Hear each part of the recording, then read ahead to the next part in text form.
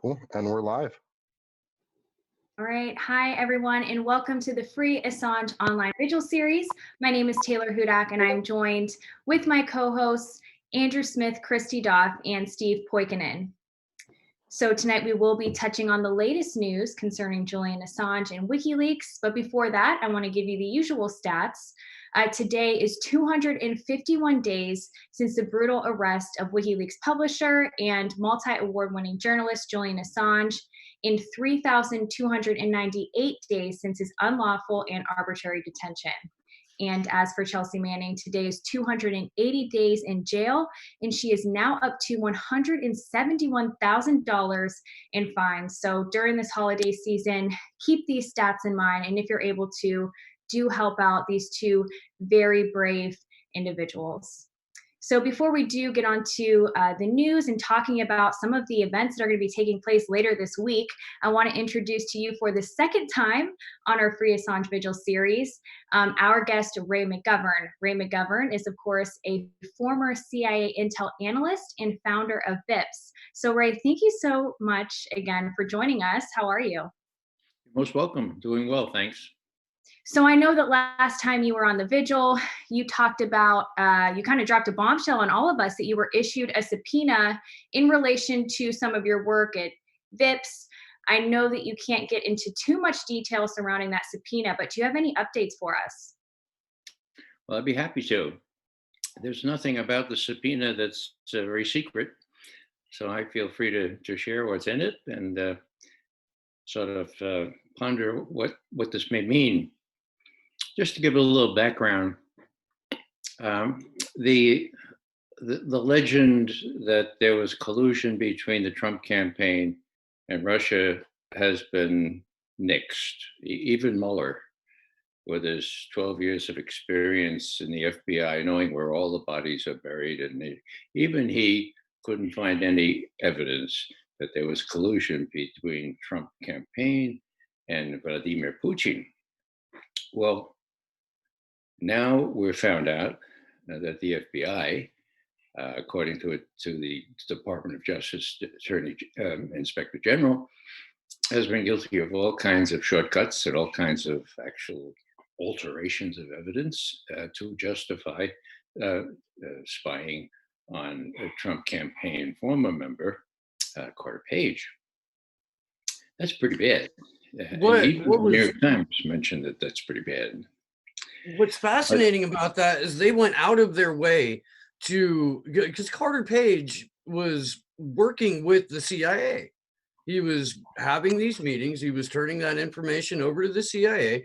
And when the FBI went to apply for their FISA warrant, not only did they omit that he was working for the CIA, but they actually accused him of basically being a foreign intel asset that was on the CIA's radar. Like they flat out fabricated to, God and everyone else. And I saw Jim Comey getting interviewed by Chris Wallace. Chris Wallace just tore. Did you see that, Ray? Yeah, I did. Chris did an unusually good job. Just by asking a couple of basic questions, and Comey fell flat on his ass. It was illuminating. I don't know if you young guys are familiar with My Fair Lady, but there's one song, oozing charm from every pore, he oiled his way across the floor. Okay, that's Comey. All 6 foot, whatever it is of him. And Chris did a good job. Now, I'm glad you mentioned that one, Steve, because that's the most damning. I mean, it's the most obvious. Here they are. They're saying that Carter Page had contacts with 3 Russians. Count them. 1, 2 Russians, bad Russians. Okay. Now they asked him. They said, Carter, we understand you had these contacts with these 3 Russians. About these 2, he said, never heard of them. Never met him. Well, how about this one? Well, I was working for the CIA on that one. They knew we were in touch. I was reporting back to the CIA. So, yeah, I was in touch with that one, but I was doing that for the US government. Well, what did the FBI lawyer do? Well, when he got an email from the CIA that said, yeah, he was working for us, he cut out or he put in a knot. He said, no, he wasn't working for us. We know the guy's name now. He's been referred to for criminal prosecution to the fellow in Durham in Connecticut. So we have the record of him altering what he got from the CIA to make it look at, no, Carter Page was involved with this Russian suspect intelligence service guy. And so that was clear, and that is already being referred to criminal referral is what it's called. But what I want to do is just get back a little bit, because you asked me about the subpoena. The subpoena, of course, comes from two Latin words, sub and pena. Pena means pain, right? And sub is under. So you'll be under some pain if you don't respond appropriately to the subpoena. My lawyer friend says, no, you can't ignore it, Ray. I mean, if it's a duly issued subpoena from a court, you got to reply. So I'm in the throes of replying. I have a couple more days yet, but I, frankly, I mean, here's what they want from me. First, maybe it's because I'm Irish, but I don't like to be commanded to do anything, okay? And especially in all caps, here I am. You are commanded to produce at this time, place, and the following.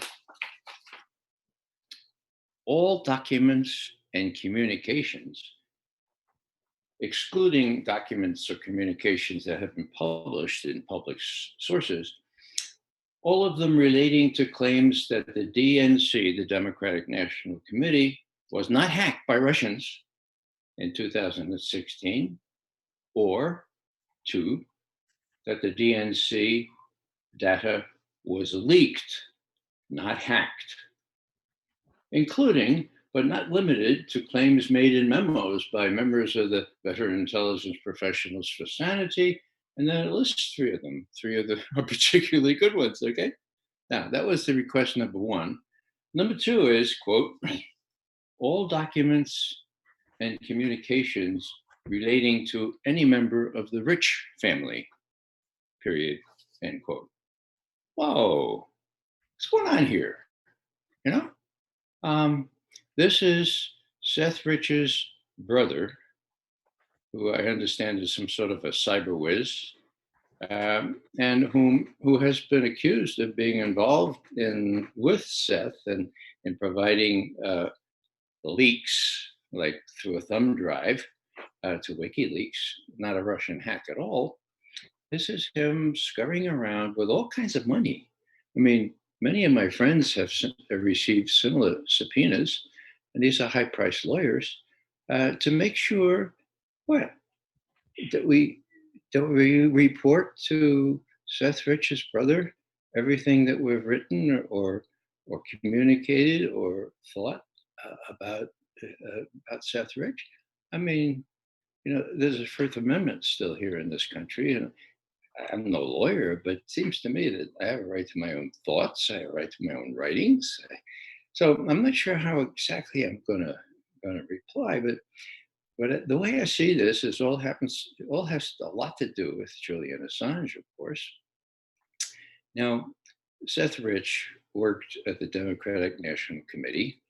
He was a rising star. He had a pretty responsible computer position. He had access to pretty much what's there at the DNC. And all of a sudden, he was murdered on July 10th, 2016, just as the campaign for president was getting underway, on the streets of Washington about 4 a.m. It was said to be a robbery, but they forgot to take his wallet. They forgot to take his watch. Or, they shot him in the back twice.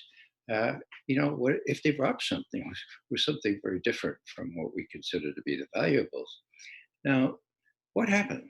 Well, nothing happened. The DC police tried to figure out what was in Seth Rich's computer. They couldn't do it. And so in comes dun, dun, dun, dun, dun, the FBI. Now, why is Seth Rich's computer important? Because some people have said that he was communicating directly with Julian Assange. And those people were never investigated or never even questioned by Bob Mueller or anybody else. So they weren't really interested in getting to the bottom of this. But we, veteran intelligence professionals of society, we pursue the sources and the information to where it leads.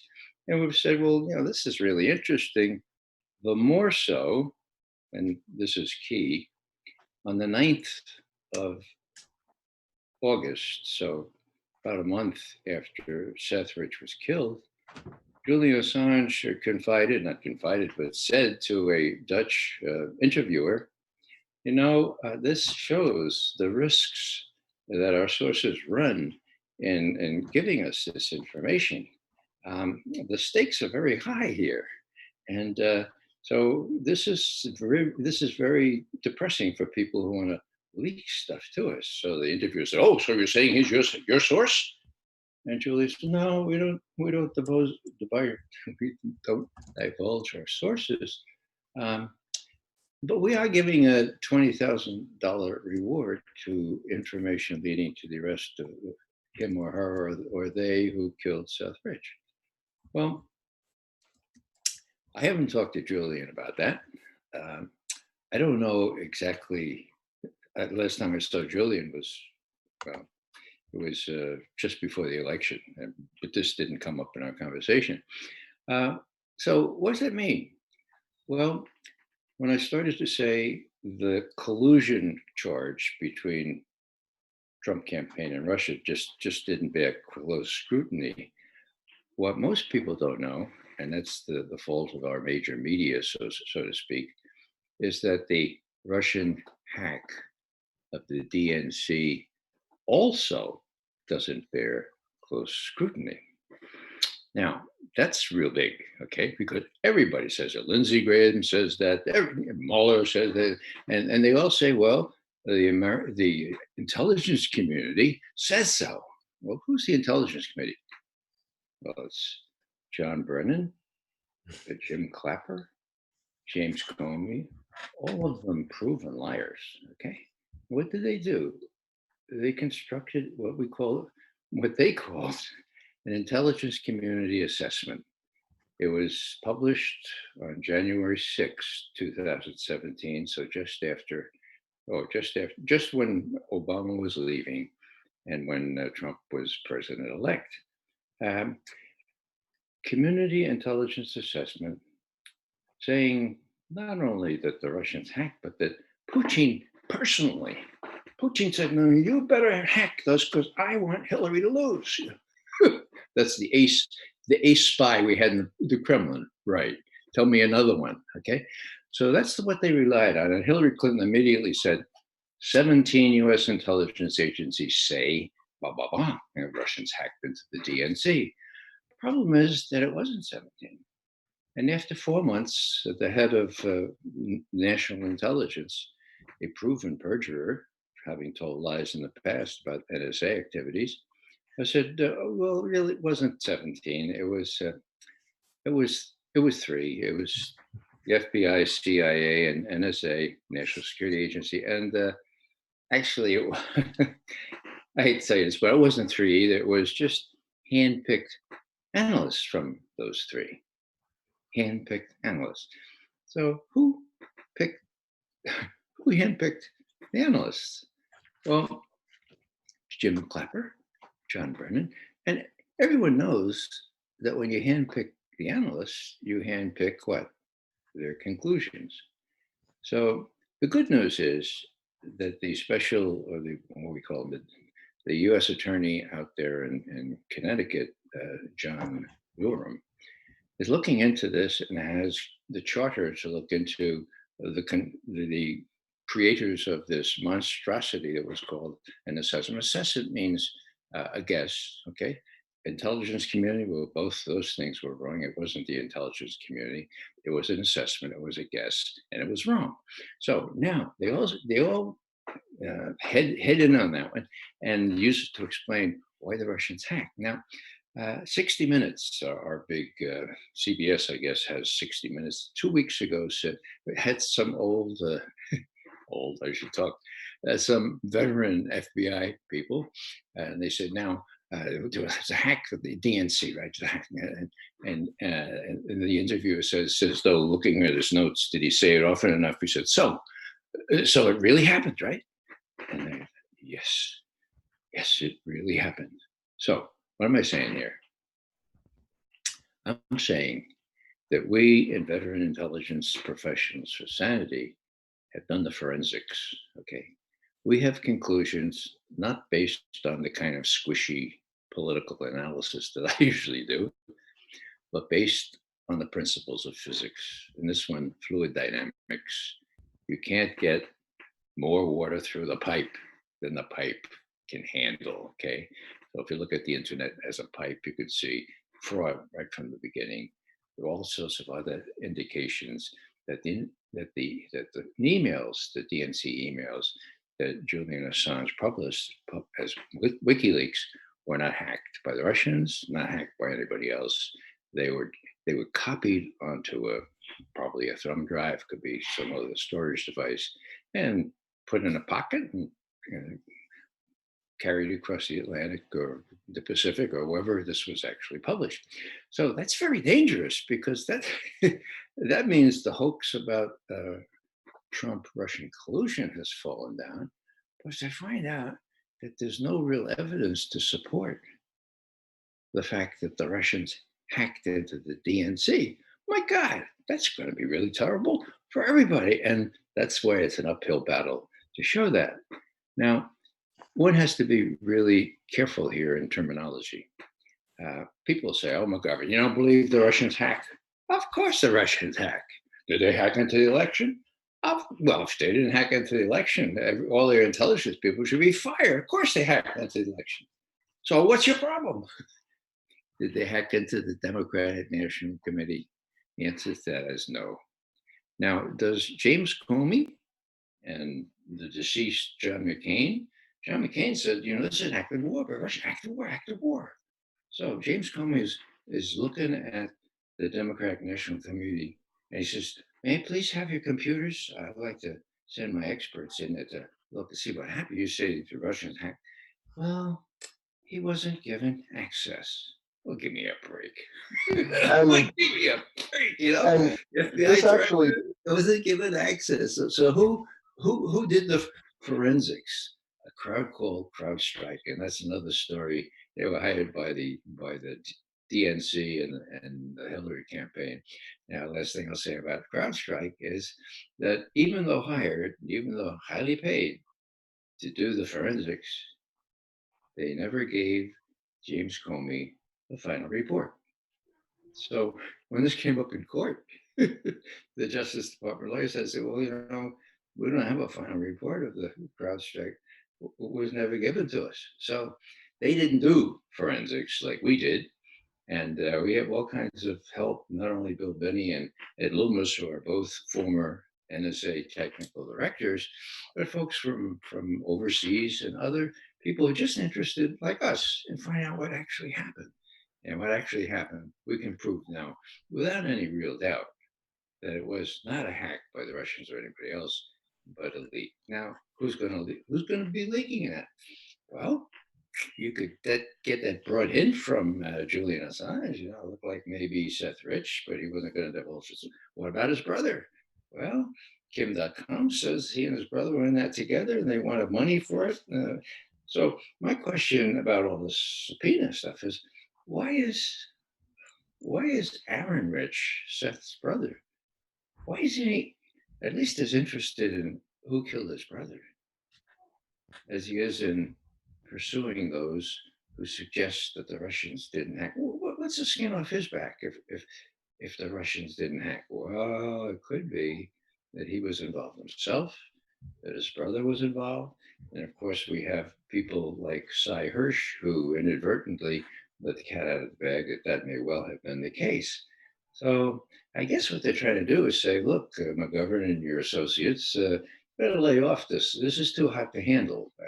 We're gonna intimidate you. We're gonna have you hire a lawyer. We're going to subpoena the hell out of you. You just better stop suggesting that the riches were involved in a, not a hack, but a download, or better word is a copy. What you do is you copy it off your computer and put it in a little stick drive. So it's big. And the evidence, such as it is accumulating. There are all kinds of other evidences that Bill Binney and others have seen, forensics evidence that show that this is the case. So I think it's sort of really a story in itself why the Rich family are so hell-bent on making sure that we don't say the Russians didn't hack, but that it was a leak, because I guess, you don't have to be a crackerjack analyst to say, well, who leaked it then? And finally, not only is Seth and his brother the only suspects we would know by name that had direct access, at least Seth did, to the computers, but Donna Brazil, who took Debbie Wasserman Schultz's post as head of the DNC, she wrote a nice book and she dedicated it to Seth Rich. What's that all about? You know? So there's lots of stuff that's sort of an anathema, sort of like, you don't want to touch it because it might reveal things that you don't want to hear. And I think that's why they're going after us. We are pretty much known not to be intimidated, and we're not going to be. But it's a bothersome thing to have subpoenas like this. I'm thinking of making where I grew up in the Bronx, we say, oh, so you want to make a federal case out of it? So I'm thinking of trying to make a federal case out of it by publishing all the things I just said, and saying, well, what's going on here? Can anybody explain to me? Is it that Aaron Rich has a guilty conscience, or that he's got a lot to hide, or why is he doing this? And who's giving him the money to do all this? So that's a long-winded explanation that I've not given anyone else till now. Do you and how I'm still in doubt as to whether and how I should respond. do you have any other examples of when someone would get robbed and then they would take their laptop as evidence? Could you say that again, Andrew? Do you have any other examples that you know of a time where someone gets robbed and then they go and take their laptop as evidence of that robbery? Well, I don't have any direct evidence, but given where he worked and given the fact that he was killed, murdered, uh, people have told me that the next step cops always do is go to the home. And if he lived alone, they'd just go in there and find out, try to figure out, who sent up a hate message the day before, or who threatened them. So it's the most logical thing to have happen. The interesting thing here is that computer was taken eventually by the FBI. And you don't have to be a crackerjack FBI sleuth to get into the computer and figure out, for example, if Seth Rich was corresponding with WikiLeaks, Julian Assange. And if that's the case, man, the whole business about the Russian hack goes the way of the Russian meddling or the Russian collusion with Trump. Do you think there's anyone in government that actually has enough power or enough gall to bring this forward, to actually prosecute these people more than just investigate them and use it as blackmail? You ask good questions, Andrew. I try. Well, that is the question.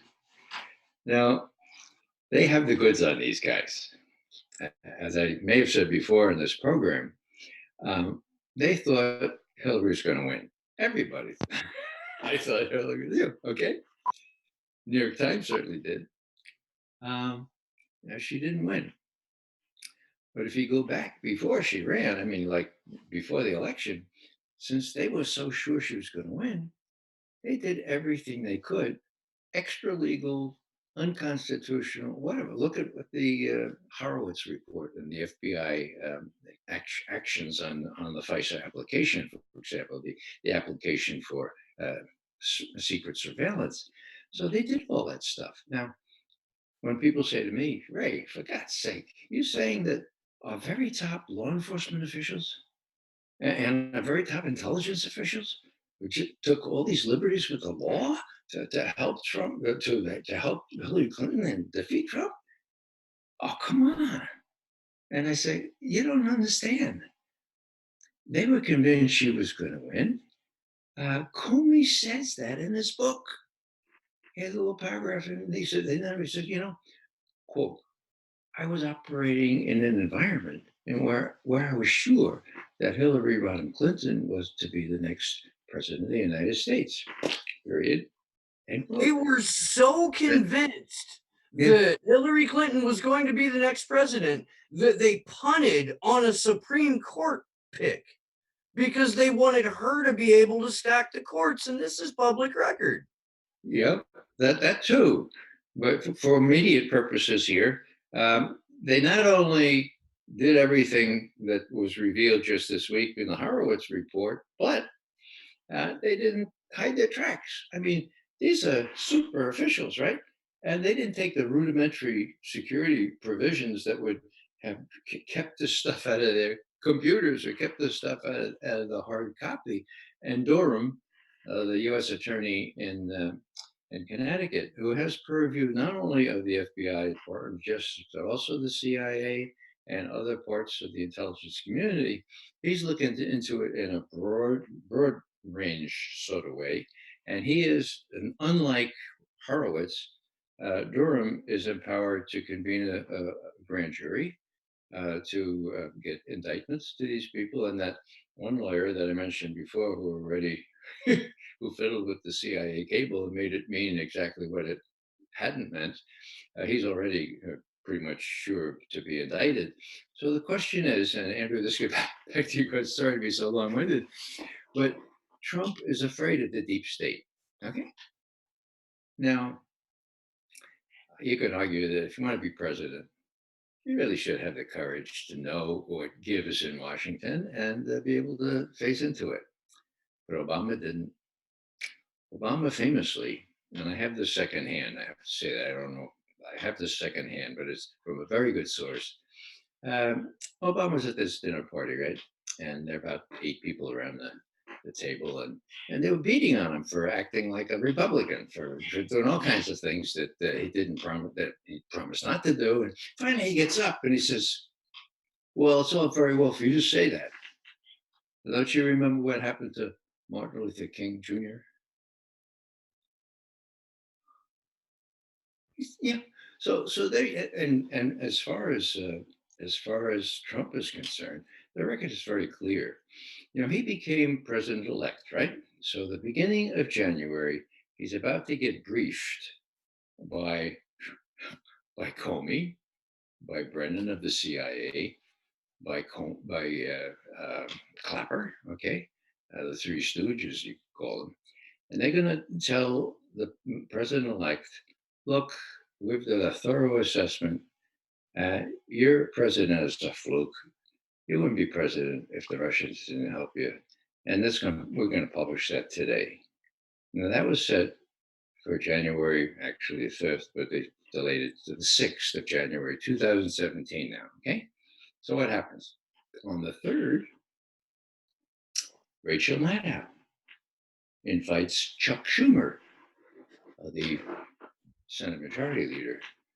And Chuck Schumer is being interviewed, and then out of nowhere he says, you know, Rachel, I used to think that Trump was a pretty smart businessman, you know, from New York and up. He said something very, very foolish. And Rachel said, oh, what would that be, Chuck? And Chuck says, well, he's crossed the intelligence community. He's taken on the intelligence community, and they have 6 ways from Sunday to get you. So I thought he was pretty smart, that he'd pick his battles, but this is a very foolish move. And Rachel says, oh. You know, if I were Rachel, would you have said, are you saying, Chuck, that the new president should be afraid of the intelligence community? Because that's exactly what you're saying, of course, but she didn't need to say that. That's the first little gauntlet thrown down, okay?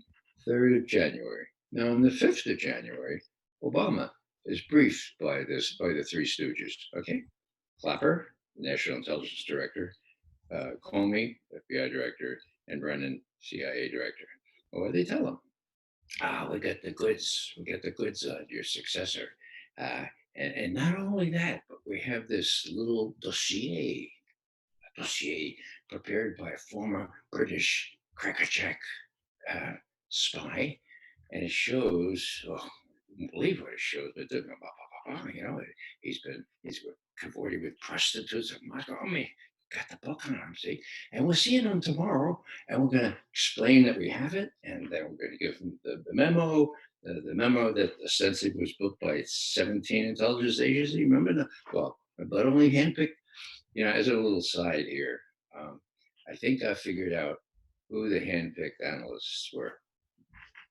Um, I Would you think that be Jim, don't repeat this anywhere, but I think that Jim Clapper handpicked John Brennan, and John Brennan in turn handpicked Jim Clapper, and those were the assessment is so bad that they probably took a strong hand in drafting it. Anyhow, what happens? They go to see Trump the next day. Now, this is the 6th of January, 2017. And they bring the memo. It's going to be published today. It's being published as we speak, Mr. President. And it says that Vladimir Putin intervened and made sure that they hacked the DNC and trying to make you. So, you know, they were really in favor of you winning, and they defeated Hillary. That's what our conclusions are. And then Comey says, now, gentlemen, I have something very sensitive to discuss with the president-elect. So could you leave now? And by prearrangement, Brennan and Clapper leave. I guess the NSA guy was there too. Okay. So then Comey goes to the president. Now, Mr. President, I don't know how to say this. We have this dossier now scurrilous, and it's not verified. But the press has it now. And so we thought we ought to know that we have it. The press has it, and we don't know if it's true or not. Just want to let you know. Just want to let you know that we have it. Now, Trump is new to Washington, right? He doesn't know that the FBI does that to every president-elect. We have this stuff, Mr. President-elect, and we don't know. But you know, just so you know, Now, if I were the president, if I were Trump at that point, I would have said, Mr. Comey, thank you very much. I want you to go back to your office. The FBI, clean out your desk. You're out of here as soon as I become president, and take all your phony friends with you.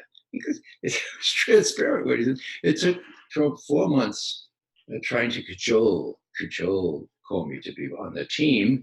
And then when he failed, of course, he fired him. And people say, oh, we fired him because of the Russian investigation. Well, you're free to think that because Trump said it in a malappropriatism. But the reason I think he was fired is because, and Trump has since said this, that was very clear what Comey was doing. The blackmail material on you, Mr. Trump.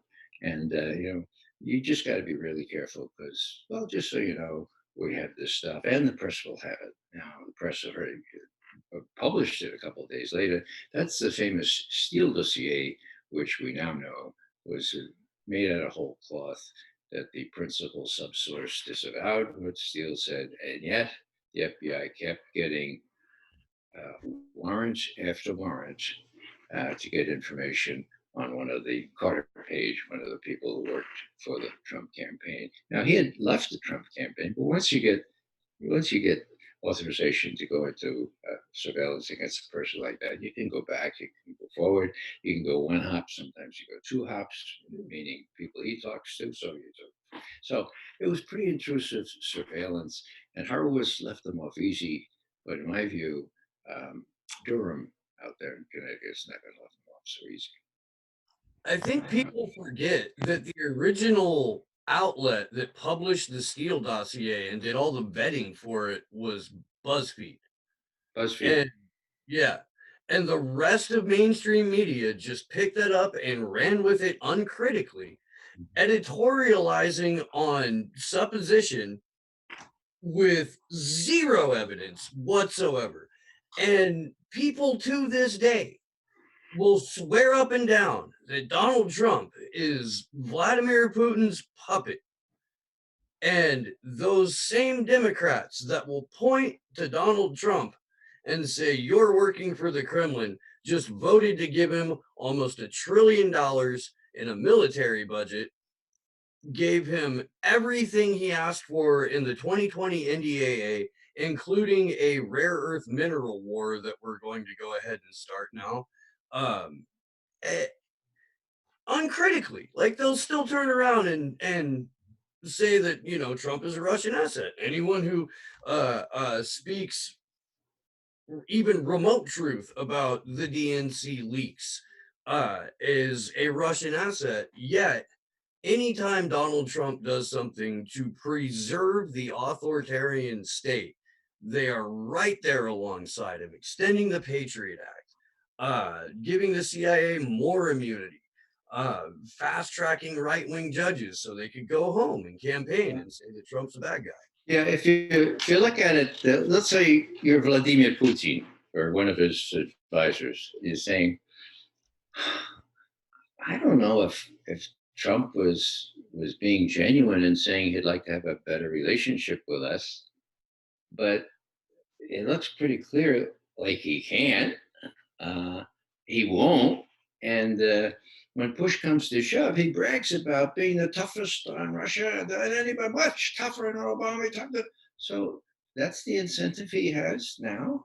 In other words, Trump has to bend over backwards to seem tougher on Russia than anyone else, simply because he's under these charges.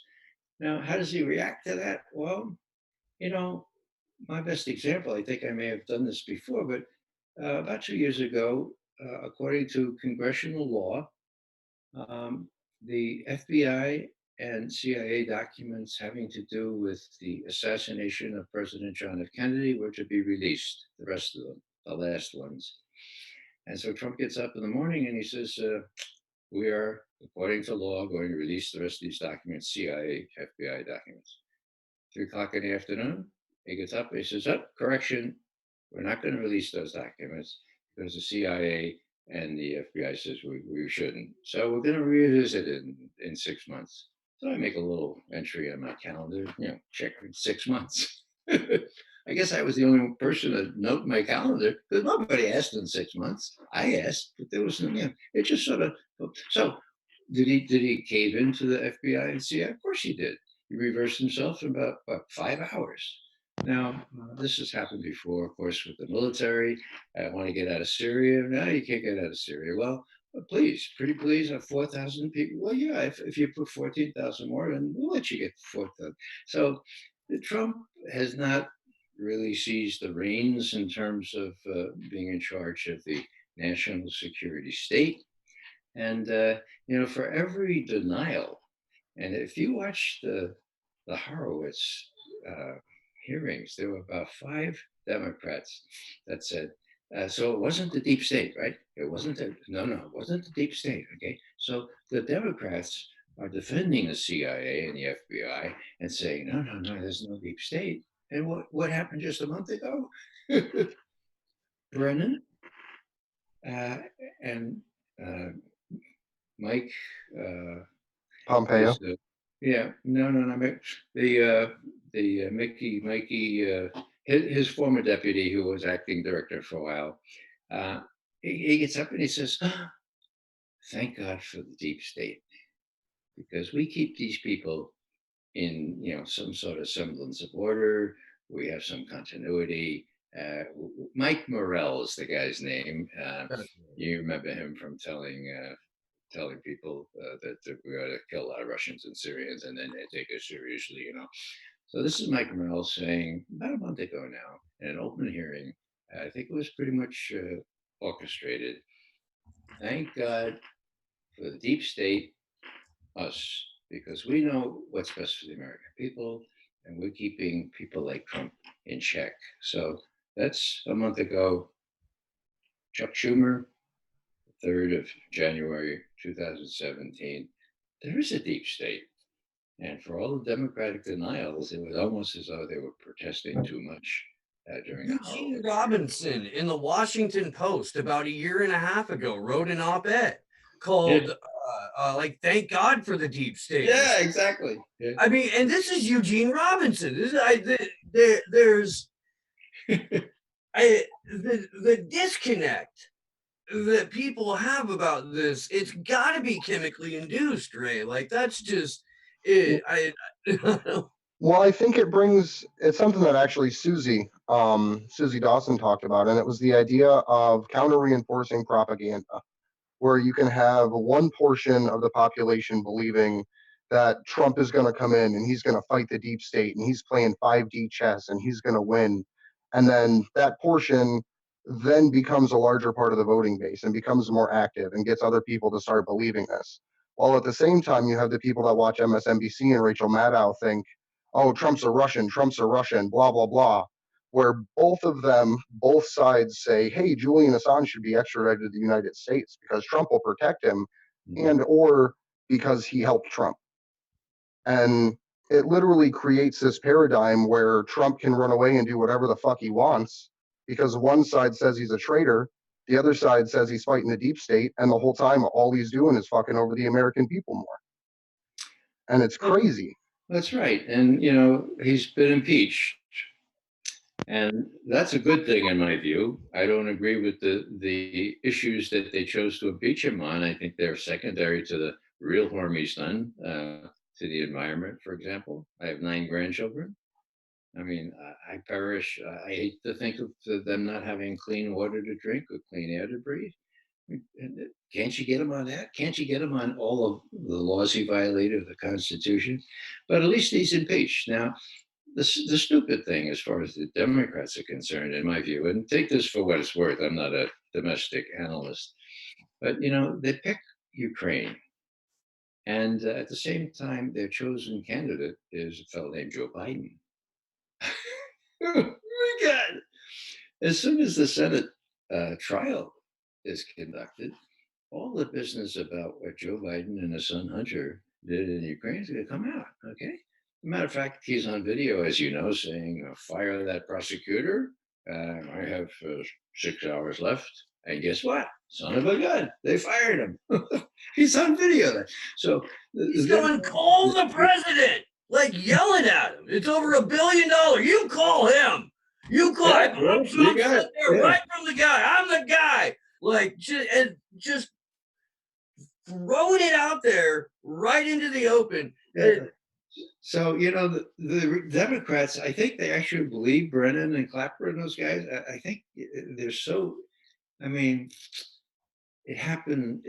They want to believe them, but they actually trusted these guys. And when it turns out that there's no basis for this Kremlin agent that said that Putin himself was orchestrating this stuff, when they find out that there was no Russian hack, if they can face up to that and give us a hearing, even, well, you know, it's going to be really strange for the Democrats, who will have an impeached but not vindicated, but not convicted president who can blame about the way he was treated and so forth. So, you know, the worst thing would be, in my view, parenthetically, I think Trump is the very worst president the United States ever had. I mean, what I judge a president on is, you know, what happens to the widow and the orphan and the refugee. That's what the justice issue is what's paramount in my mind. And just look what's happening in our country. Not to even mention the wars abroad. So anyhow, I think he's the worst president we ever had. I think we should get rid of him. We should have gotten rid of him 2 years ago. But I'm afraid that the Democrats have frittered away that opportunity. Now they made him a victim. Now he's going to profit from all the stuff that comes out about what the deep state tried to do to him. Now, the media can suppress a lot of that, but can they, well, even the New York Times had a fairly factual report on the Horowitz, Charlie Savage, the big journalist there at the time, said, you know, we looked at what the surveillance state is like, and it is ugly, period. That was the headline. So there's a chance the media won't be able to avoid all the stuff that's coming down next couple of months. My well, and bottom line here, in answer to Andrew, your question, will will Trump have the cojones to face them down? Um, my answer to that is a reluctant no. The deep state almost always wins. So even if Bill Barr, the Attorney General, even if John Durham, the U.S. Attorney in Connecticut, even if they do their job, and it's not a very difficult job because the information is out there. Like I said, they didn't hide their tracks, okay? Even if they do their job, they say, Mr. President, we got him. We can convene a grand jury or maybe three. We get Brennan, Clapper, and Comey easy. So, okay, there will be the denouement. That's what will Trump's little advisor say? Oh my God, you're going to take on deep state. Oh my God, these guys are not going to take this. What? Pull their passports? What? Come on, you can't do that. So I don't know what's going to happen. The thing that I'm most in the afraid end, of that smart betting would isn't say that that Trump will cave. the thing that I'm most afraid of isn't that the Democrats will lose. It's that the Democrats are already working with Trump and everything that they're trying to do is already getting done. That is already elected. And that's what I see from my vantage point. It's not that Trump is fighting the deep state, it's that Trump is using that propaganda machine to divide the population, one half thinking that Trump's this terrible guy and the other half thinking that he's a savior.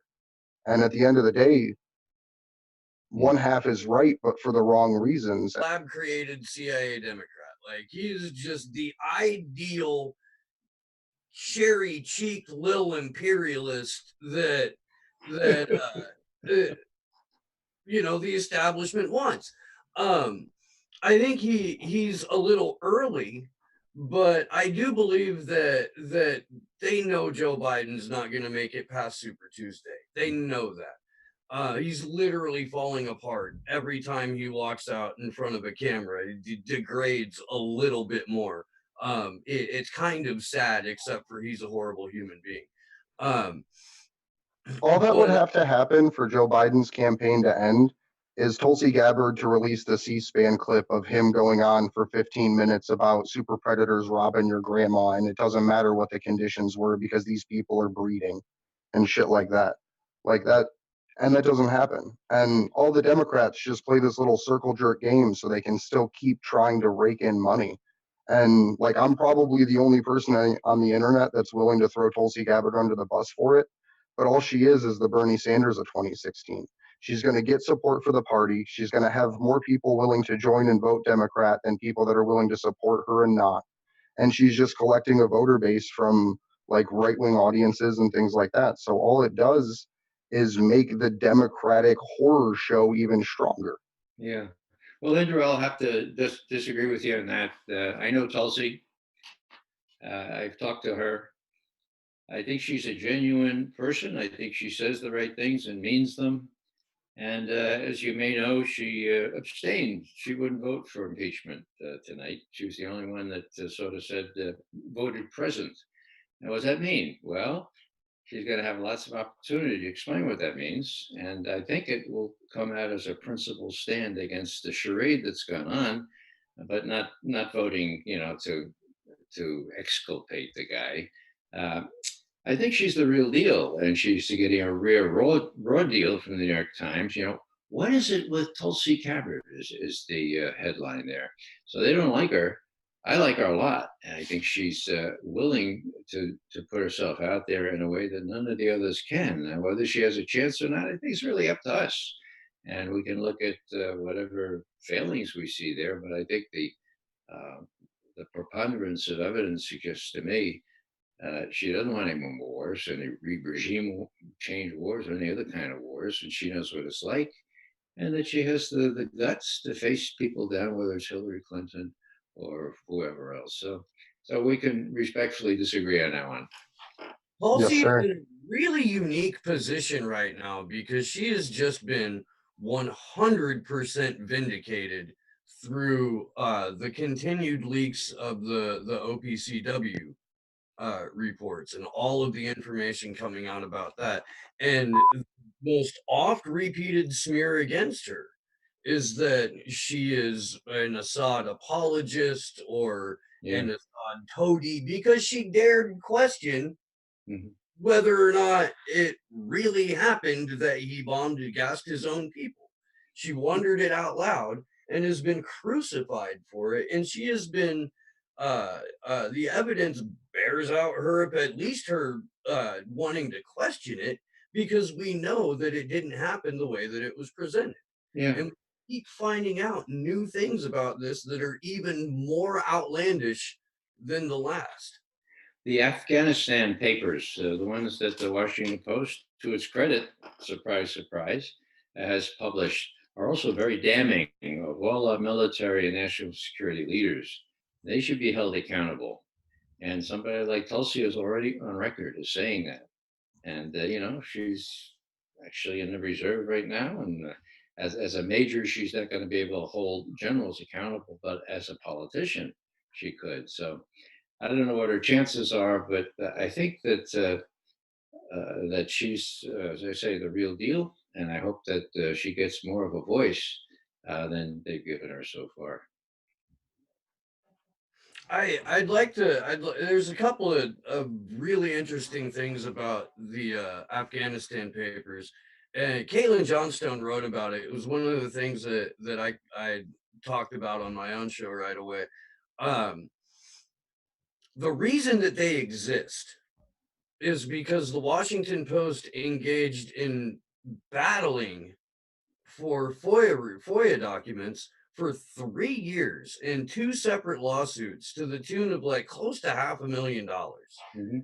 Now, I don't have $500,000 lying around that I can spend 3 years to wait for FOIA, for a FOIA request.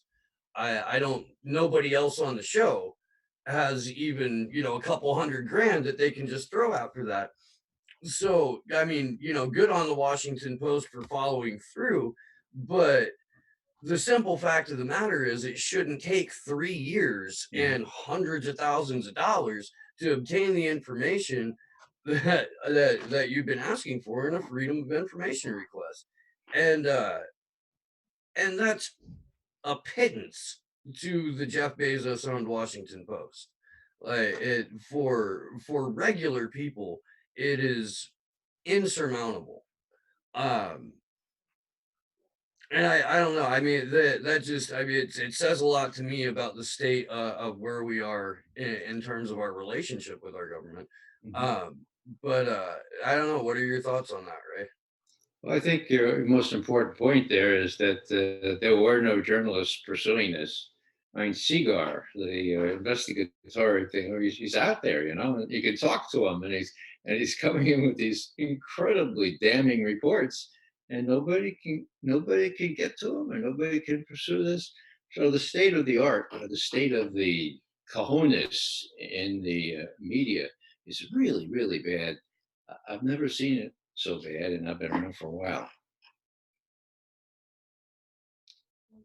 So we also, I mentioned at the beginning of the vigil that we wanted to touch on some of Julian's court appearances this week. We know that he has a hearing tomorrow on Thursday, but then also he will be testifying in a somewhat related case, and that is the criminal court case against David Morales, which will be taking place in Spain, I believe.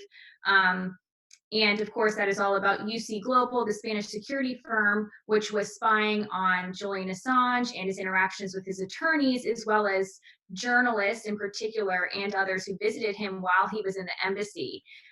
So I think we were all really happy to hear that he would have that opportunity to do so. What is your perspective on this and how it may play out? Because of course, what happens during this case could really impact his future and particularly his February full extradition hearing. Well, it should impact. So, Ray, I wanted to know, since you've been to the embassy to visit Julian, did you ever feel like you were being spied on or have any suspicious things happen to you in the Ecuadorian embassy? Well, good question, Christy. As an intelligence officer, and especially in those circumstances, you know you're being spied on one way or another, whether it's recordings or whatever. I think when I saw him last, that was the 3rd of November 2016, I believe. Um, he was just finished. He was literally finished, exhausted, having poured everything he could into revealing what was leaked to him before the election.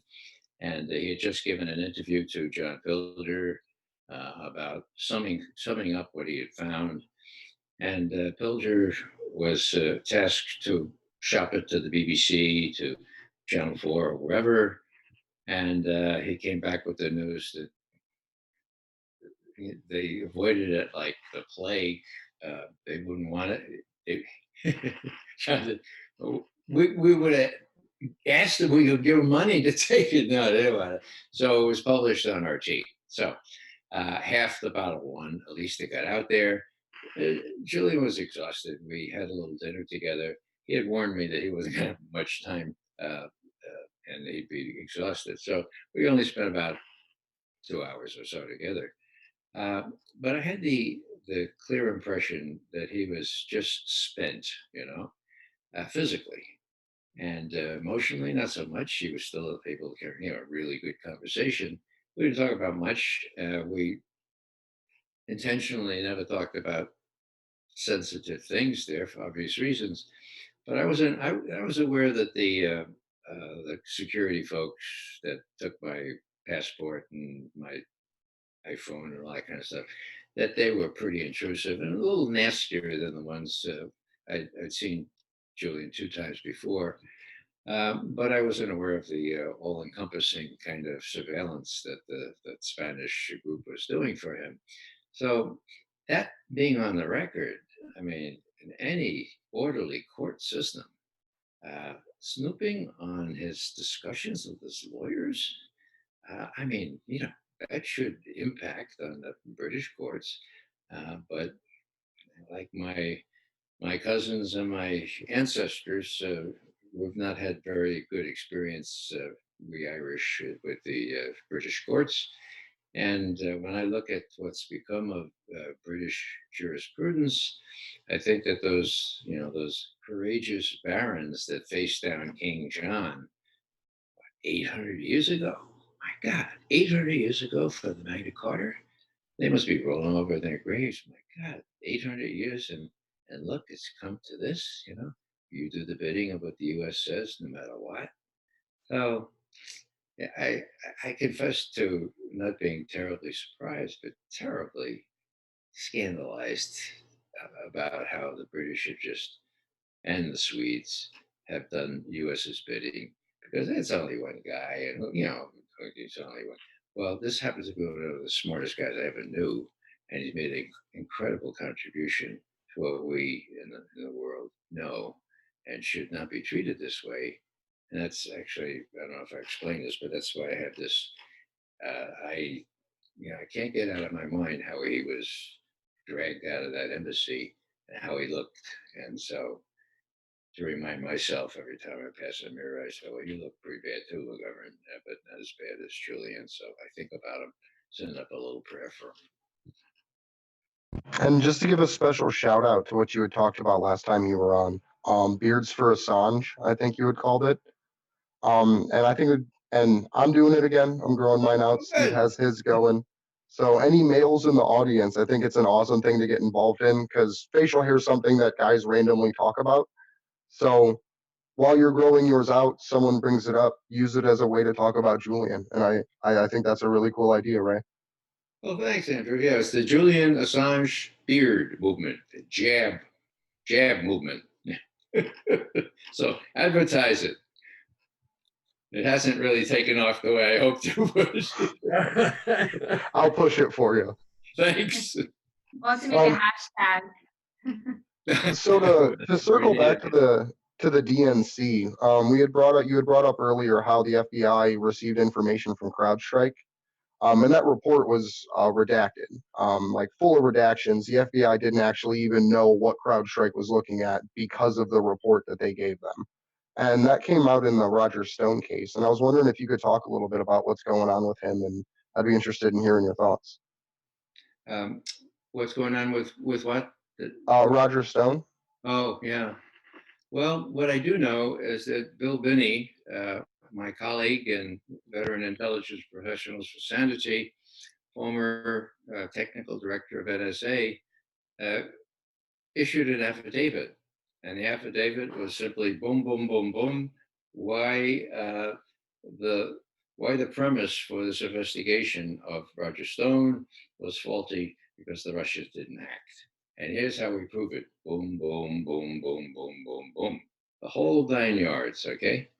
Now, the lawyers for Roger Stone were delighted to have that, but they couldn't get the judge to accept it in evidence. So here you had, the premise being questioned by a guy universally recognized as one of the smartest guys in cyber affairs in the world, and they couldn't get the judge to entertain it. So I think the judicial system in our country has gone about as far down as the one in Britain. We never had the Magna Carta, but we were heirs to a lot of those concepts like habeas corpus and so forth. And they've suffered under the brunt of the so-called war on terrorism and the diffident attitude toward obeying the law, as exemplified in the Horowitz report about all the things that the FBI did deliberately. And Comey, I'm glad that you all saw that Comey interview with what's his name, the guy from Was it Chris Wallace? Was that? Was it Chris Wallace? Yeah. Yeah. Because, there it is, and Chris, and even who is it? The comedian that interpreted it. Jimmy Dore.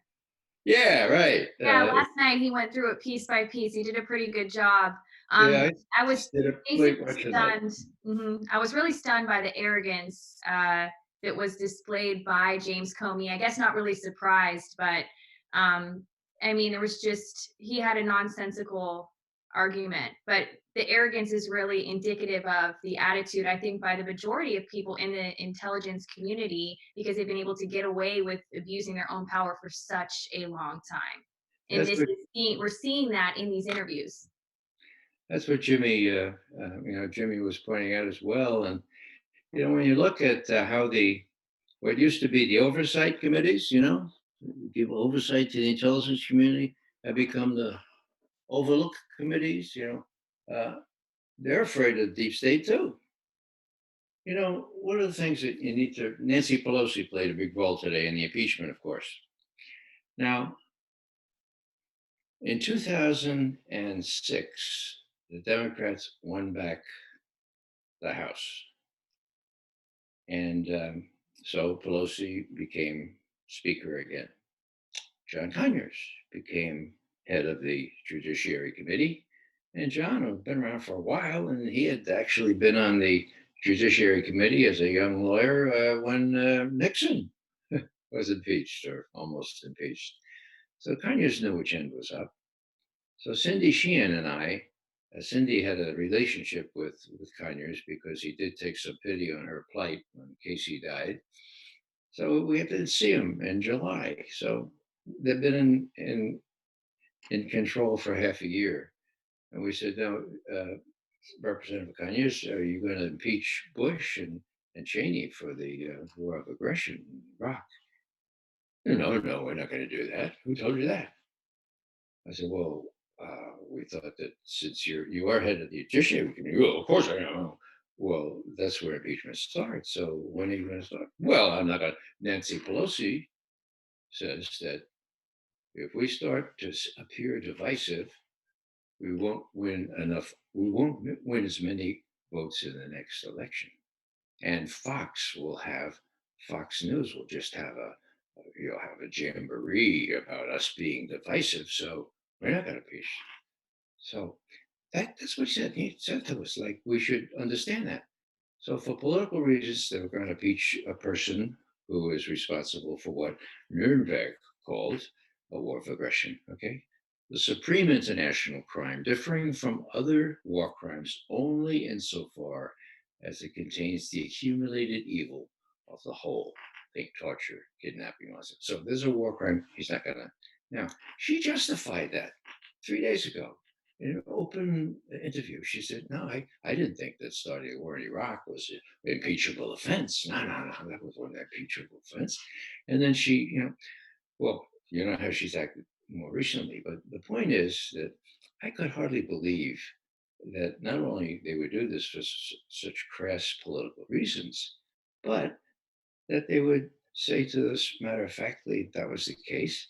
So I talked to Bill Binney, NSA. I said, Bill, this is really bad. I mean, they're not going to move toward impeach, which they're required to do under the Constitution, because they're afraid they won't win as much in the next election. And he says, Ray, yeah, it's bad. You don't know the half of it.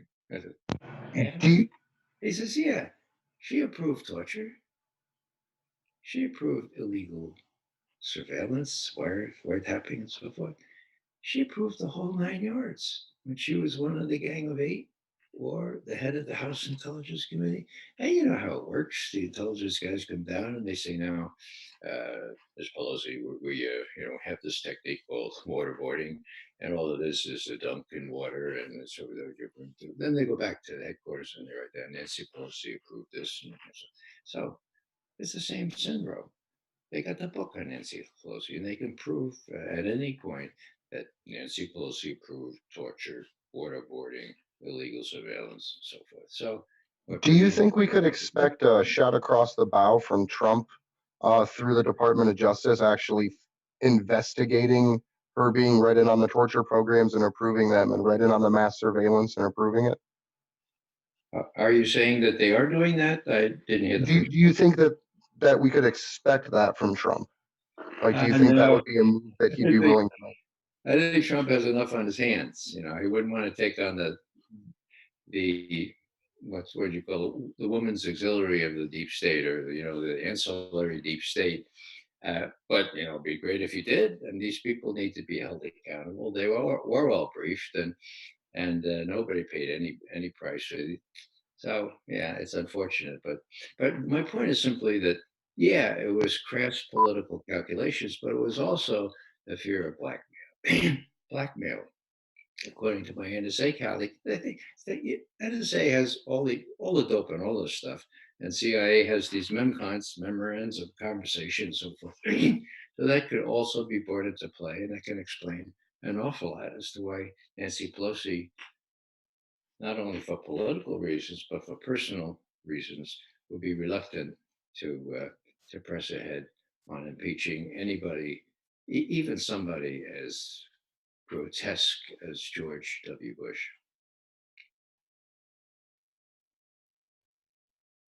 It floors me that the seamless transition from Russiagate to Ukrainegate, when it's basically all of the same players from the exact same era, except for this time it really is like you can't have a conversation about Trump making that call to Ukraine without dredging up all of the uh election interference that the Obama administration did in Ukraine, without the fact that Ukraine was the largest donor to the Clinton Foundation, um, that the Obama administration backed neo-Nazis for regime change in Ukraine.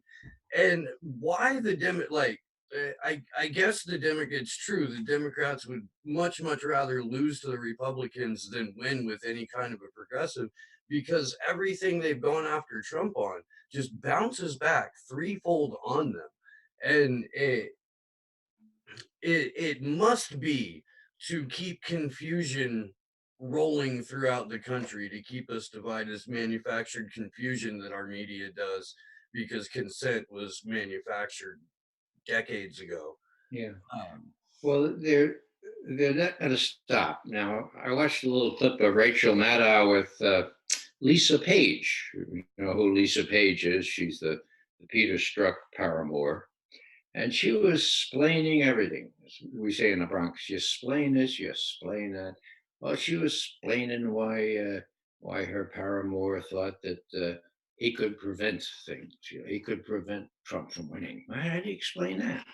Well, that just means that we, as the people of the United States, could probably prevent somebody so grotesque from winning. That's all that means. Okay.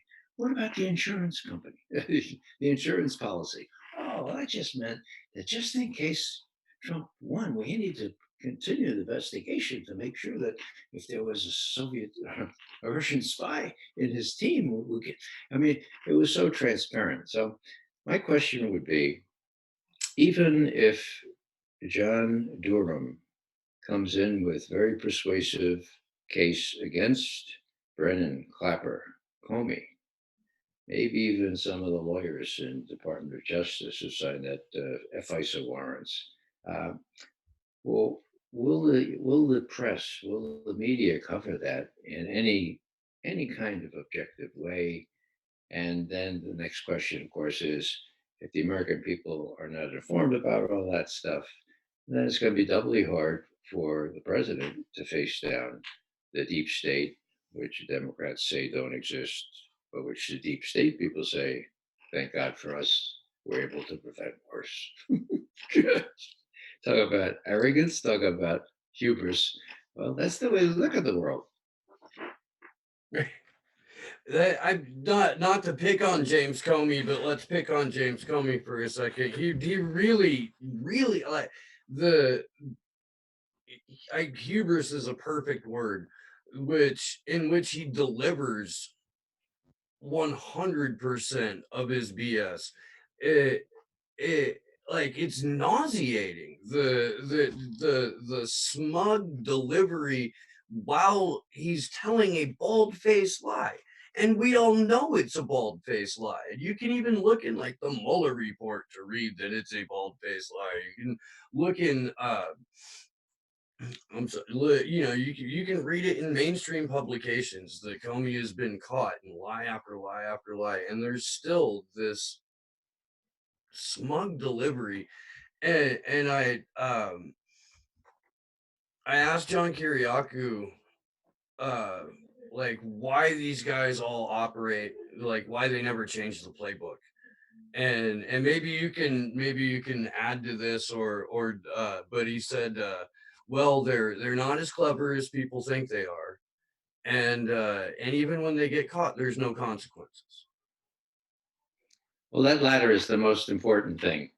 And just hearkening back to what I said earlier, they were so sure that Hillary was going to win that the only consequences that they expected was a promotion or a clap on the back, or some new emolument, if you would. But they didn't expect that there would be a prospect that they'd be indicted. It's a good thing that there is that prospect.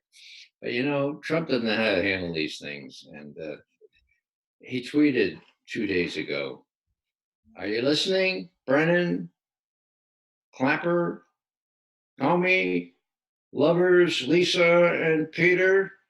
Are you listening? You're next on the list," or something like that. I think, no, thank God. That's high school stuff, or maybe even intermediate school stuff. I mean, that's not only not a way a president should act, but if you got a case going against these guys, well, let it go, for God's sake. Let the professionals do it, and don't mess it up by intervening personally, making it into kind of a personal vendetta. Now, he's got a lot against these guys, like 3 years of turmoil and opposition, but let it take its course. And the only thing that I am impatient about is that they've given Durham. Bill Barr, the Attorney General, said, I think just last night, that he doesn't expect Durham to be finished until spring. So we have that interim period where the campaigns will be underway.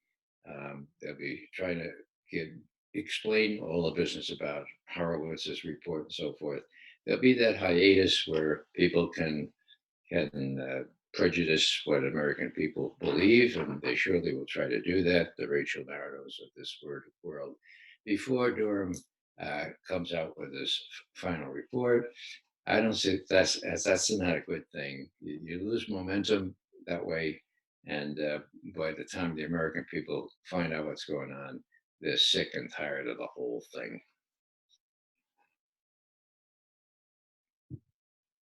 So do we want to touch on, we had quite a bit in news to talk about, and Ray, we would like to have your thoughts in this as well. We briefly mentioned it before, which is the fact, and this is a really big deal, I think, and something that we should all be touching on, is the fact that Julian will have the opportunity to provide testimony in this Spanish case. I asked you earlier, how do you think, what is your perspective on how that will all play out? I know you have a generally positive viewpoint overall about how Julian's case will end for him, but particularly, do you think that this is an opportunity to really turn this around?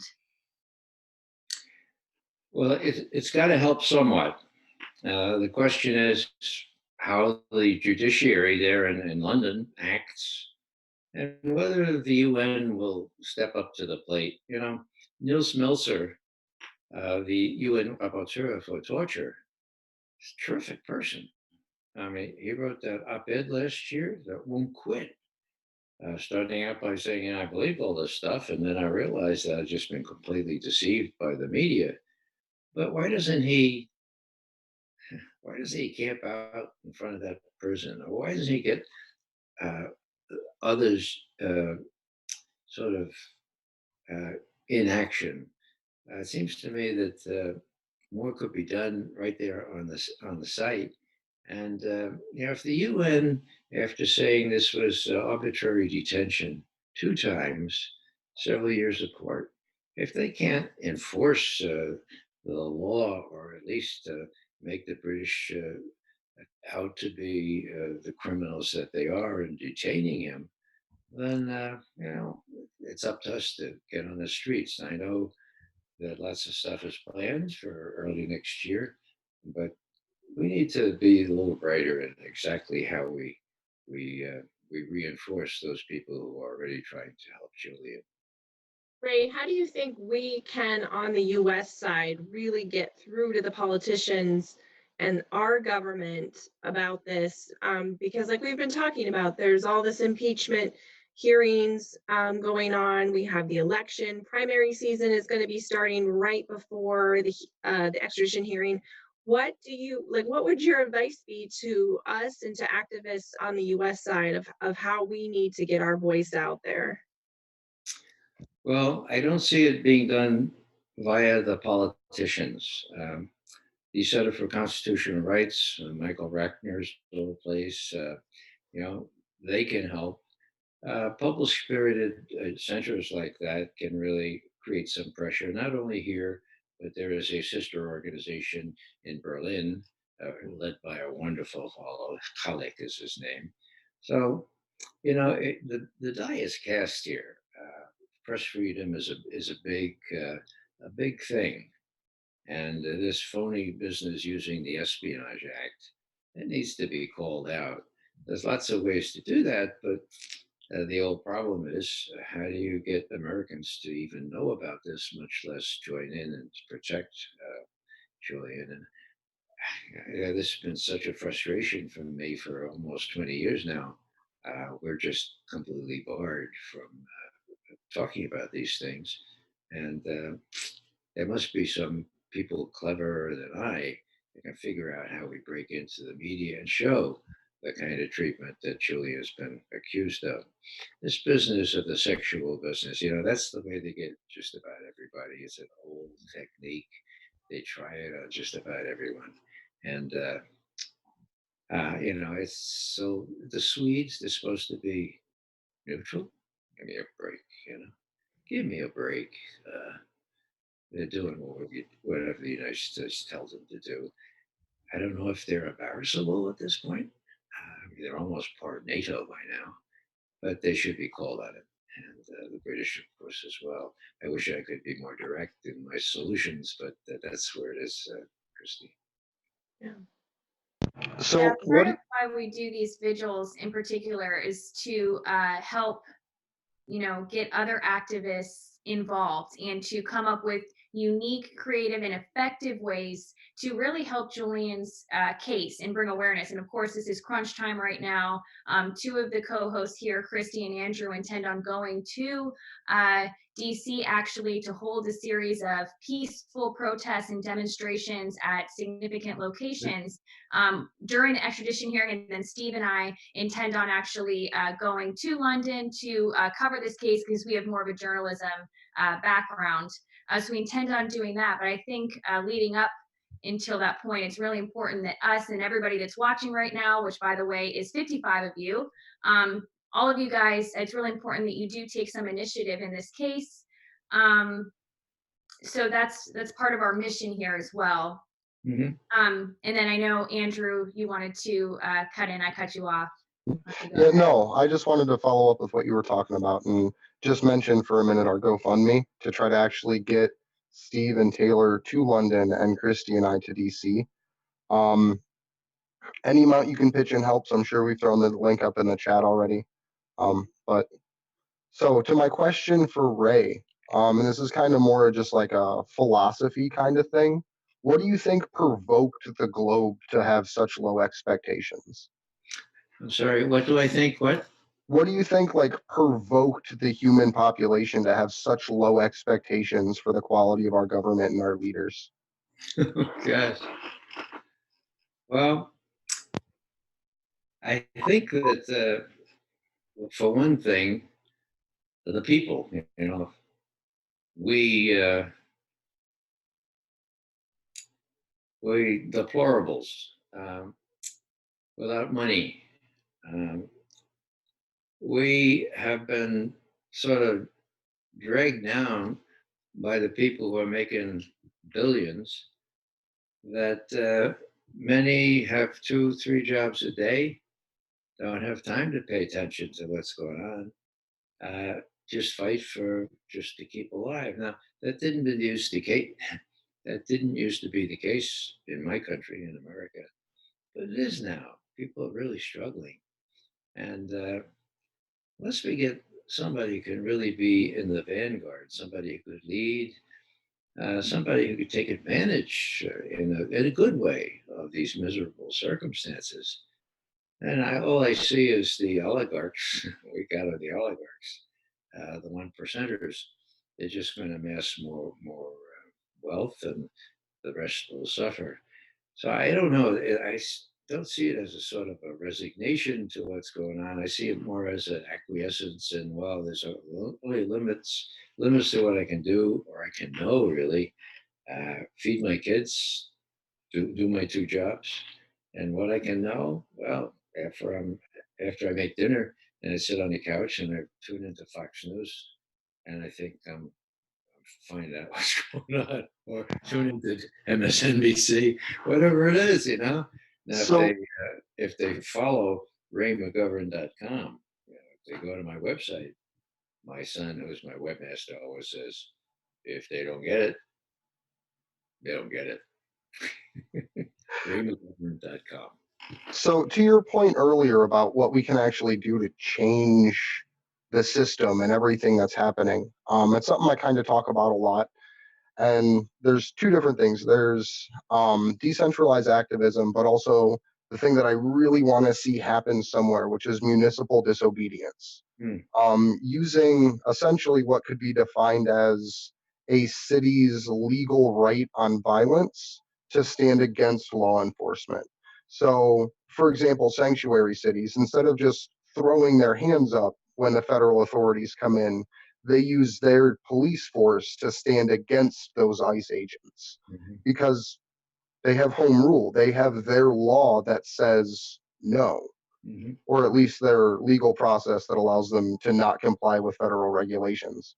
But like I just think on such a local level things can change to get better, from the thing Steve talks about all the time with food security to privacy rights with municipal broadband and things like that, and then even environmental rights with local charters and then local police force willing to stop the pipelines being built.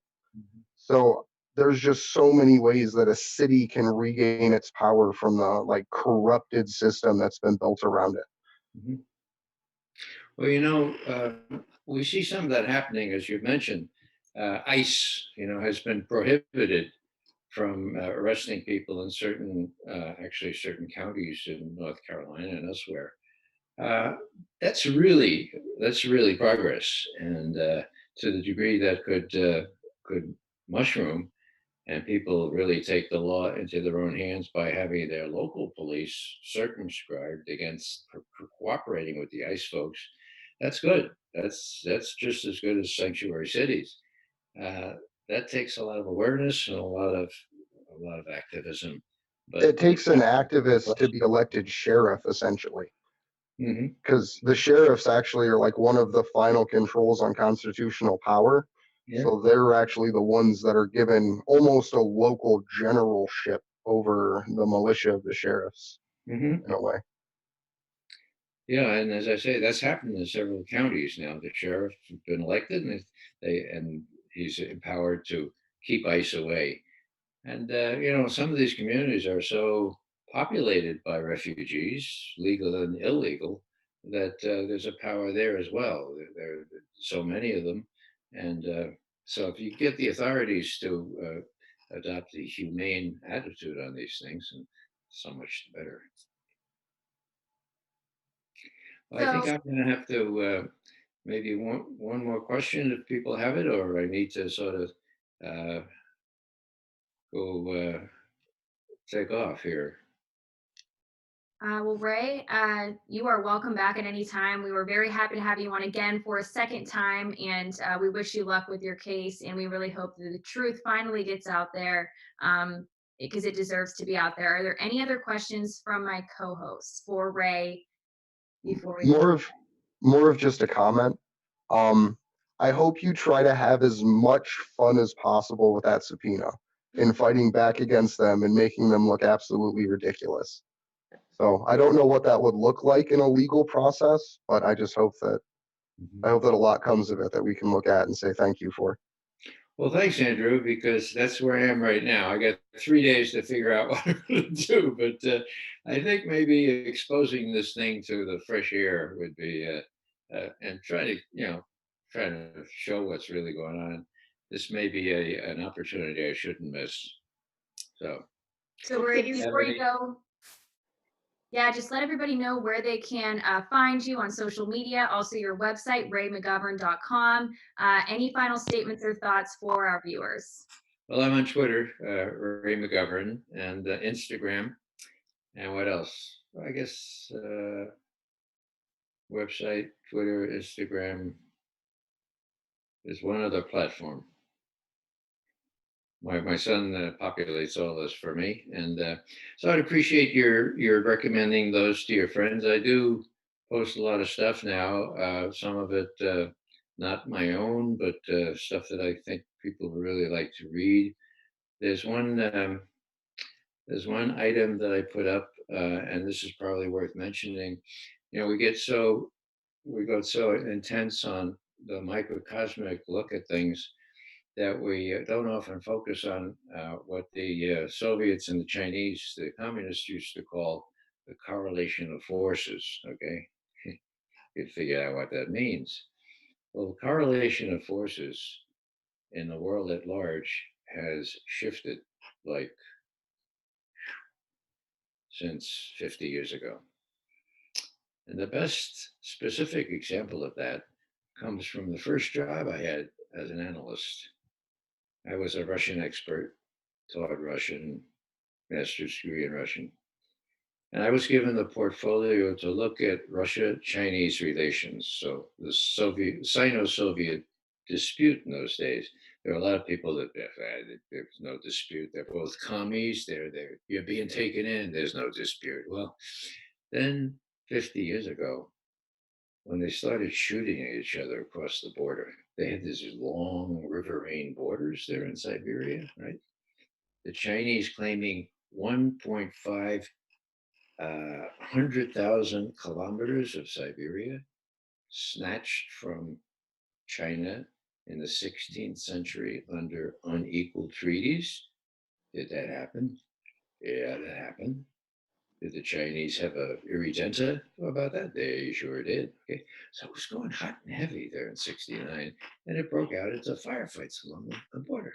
Okay, what was the trade in those days?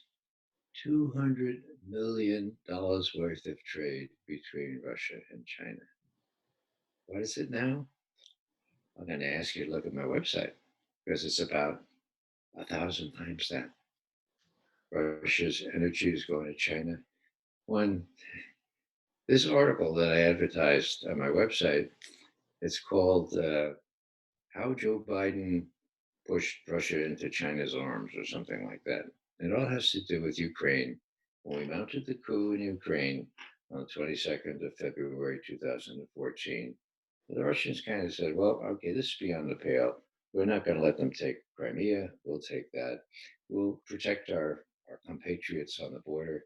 But let's forget about trying to deal with these guys. Let's look to the east. So there was a pivot to the east, a Russian pivot to the east. And by now, they have kind of relationship that Putin and Z call each other best friends and so forth like that. But they have joint military exercises. The Russians are selling the Chinese sophisticated armaments. They're in all but a name in a military alliance. And they're not going to stand for the kind of stuff that the U.S. is used to inflicting on other countries. So that's the strategic change in the correlation of forces.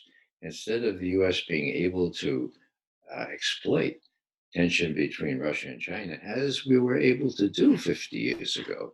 Kissinger, that was one of the good things he did.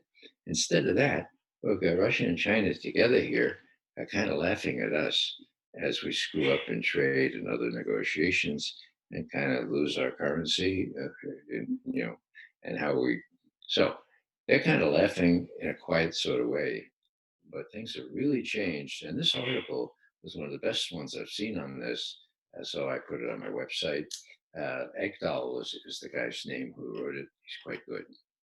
All right. So everybody, if you want to learn more about that, do visit raymcgovern.com. Also for other information, do visit his website. Do follow him on Twitter at Ray McGovern. Thank you again so much for coming on. Thank you. Most welcome. Thanks, Ray. Take care. Have a nice evening. Thank you. You too. All right, everybody. So stick with us because we are still streaming. We have a lot of news to get to. Well, maybe not a lot, but we have some really big things that are going to be taking place this week with Julian's case. Specifically, he did just have a court hearing on the 13th.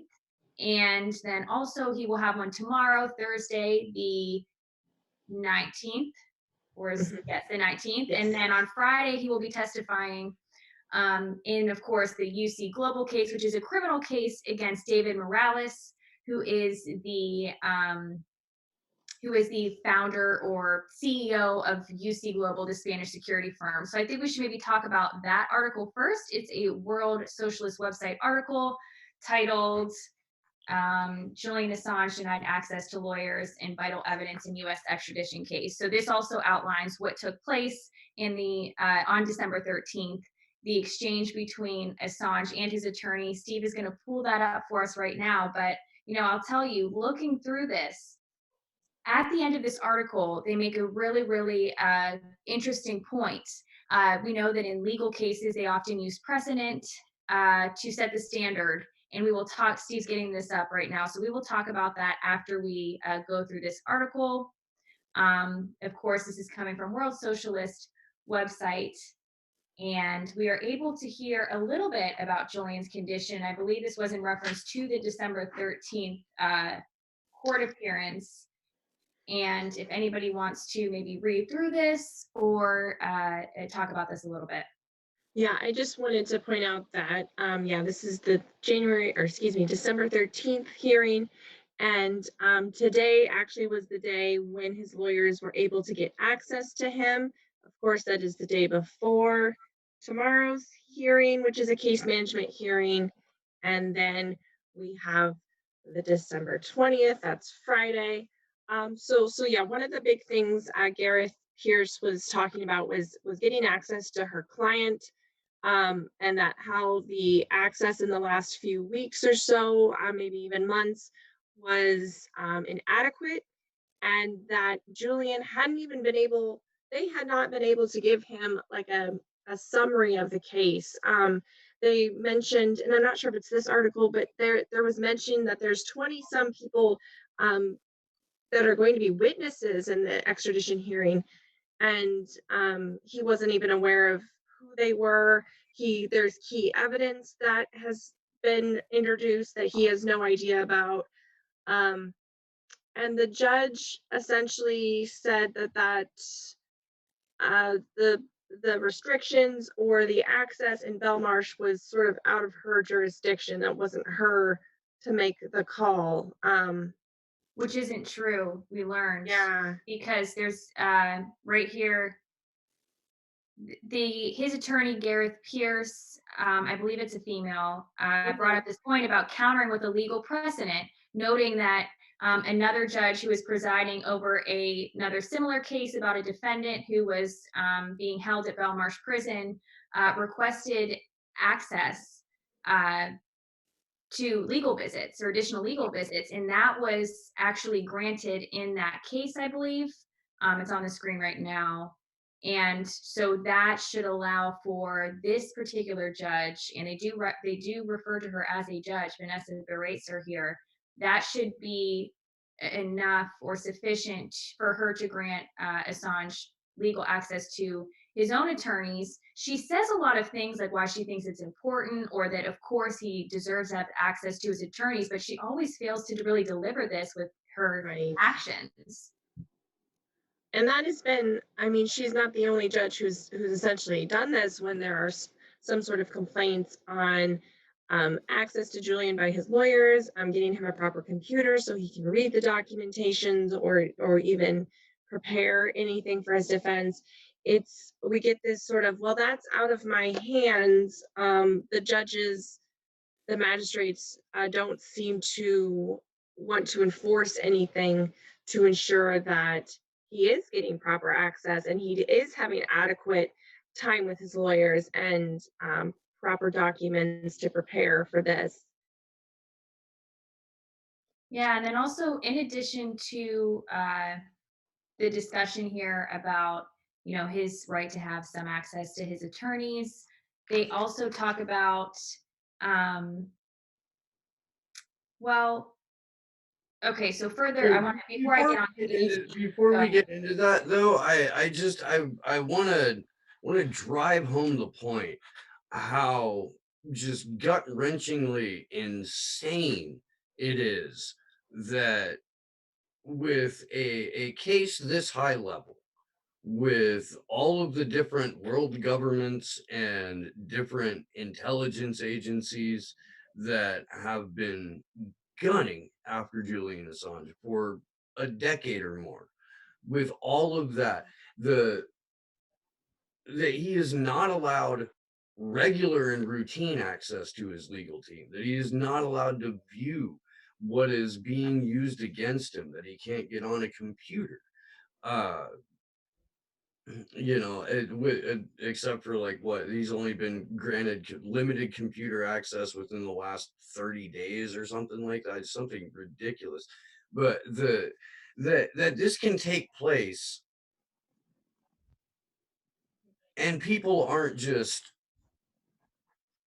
in droves right in front of 10 Downing Street or in front of the White House or in front of whatever consulate is closest to them.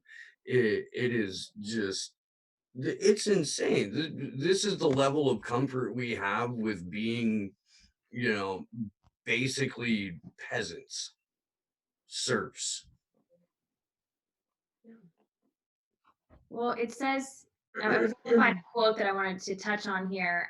It says that during this particular hearing, when they were talking about his being able to review some of the evidence in this documentation that he hasn't been able to really look at yet, the judge actually said, quote, "Do you agree?" And she's talking to his attorney. She says, "It is perhaps less important that that information is gone through in detail with your client," end quote. So it's, again, here's another example of just kind of the disregard for his rights. I was pretty surprised by that statement. Again, I'm not an attorney, so I don't know if this is like if there's any legitimate legal reason for her to even say that. But I felt that that was a clear violation of his rights. Well, and Yeah, other right there. judges have said that when they've asked him if he's understanding what's going on, and if there was one hearing where he said he was not, they just pushed it off onto his legal team and said, well, they'll explain it to you. Well, his legal team can't explain things to him if they don't have access to him. And Right. so it's this complete disregard for any sort of rights to defend himself and prepare that defense. So we've often talked about too here about how his communications with his attorneys was clearly infringed upon, or his right to have a confidential communication with them. We see here, this is so interesting to me. In this article, it mentions a precedent that was set in the Richard Nixon, his decision, or his administration's decision to prosecute Daniel Ellsberg with the Espionage Act. And in that particular case, it says here that when the Espionage Act was used to prosecute Daniel Ellsberg for releasing the Pentagon Papers exposing criminal wrongdoing in the Vietnam War, the case collapsed after it was revealed that the Nixon administration was illegally spying on the communications and consultations between Ellsberg and his attorneys. That's exactly and precisely what has happened in Julian Assange's case while he was in the Ecuadorian embassy. So The that biggest precedent in difference, itself though, should be enough to throw this out of court. Yeah. that's not illegal anymore, though. What isn't illegal? Spying on fucking everyone for any reason, that's not illegal Well, anymore. that's a separate right. Well, that's a separate issue. Then you have a right to speak with your attorneys within. Right. So You have a right to you're attorney-client violating the privilege. attorney-client privilege. Yeah. Yeah, so that's a separate issue. And specifically, they were saying that that right was violated in the Ellsberg case because of illegal spying. So it's like that right being violated is enough to throw this out of court. So I'm pretty hopeful that Friday we have some really good news. Maybe it's a little bit optimistic, but we really need to depend on independent media to cover this and to make a lot of noise about this, because we know impeachment's going on. And all this other stuff is going to distract people. So it's really important that we kind of put that aside right now, especially within independent media, and cover this. And I know, Steve, you have to agree with me on that. I am already sick of seeing the usual suspects on independent media talking about impeachment. I'm already tired of the barrage of clickbaity titles and horse race nonsense that is going to occur when really Julian Assange is able to testify against UC Global, a private security firm that fed live video of his conversations with his attorneys, of his conversations with everyone, of the women's fucking bathroom to the CIA. And yes, there's a precedent with the Pentagon Papers in this, but there's another precedent directly related to the Pentagon Papers that happened over the summer when a judge threw out a lawsuit against Julian Assange and WikiLeaks by the DNC. And the judge specifically cited the Pentagon Papers as why WikiLeaks as a publishing outlet and Julian Assange as the publisher deserves to be protected under the First Amendment for this. So I just want to make a quick correction. This article in particular says his communications with his doctors. However, it's the same thing. We know that Julian's communications with his doctors were, of course, and his medical information was, of course, being seen by people who had no right to see it. So it doesn't mention specifically attorneys in this article with the Daniel Ellsberg case, but his communications with his doctors. But still, the point is the same. That's exactly what happened with Julian as well, and should have enough weight to throw this out. I wanted to make that distinction before you continued, Steve. I'm sorry. I mean, there's that. There's the DNC lawsuit that got dismissed with prejudice and had the Pentagon Papers cited as why WikiLeaks and Julian need protected on this. There's also the fact that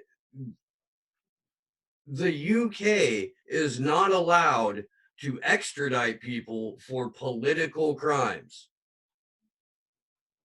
What Julian Assange is being charged with is a political crime, a non-US citizen being charged under the Espionage Act for printing material that the government at the time didn't want printed is a political crime. There is nothing remotely legal about the detention and continued torture of Julian Assange.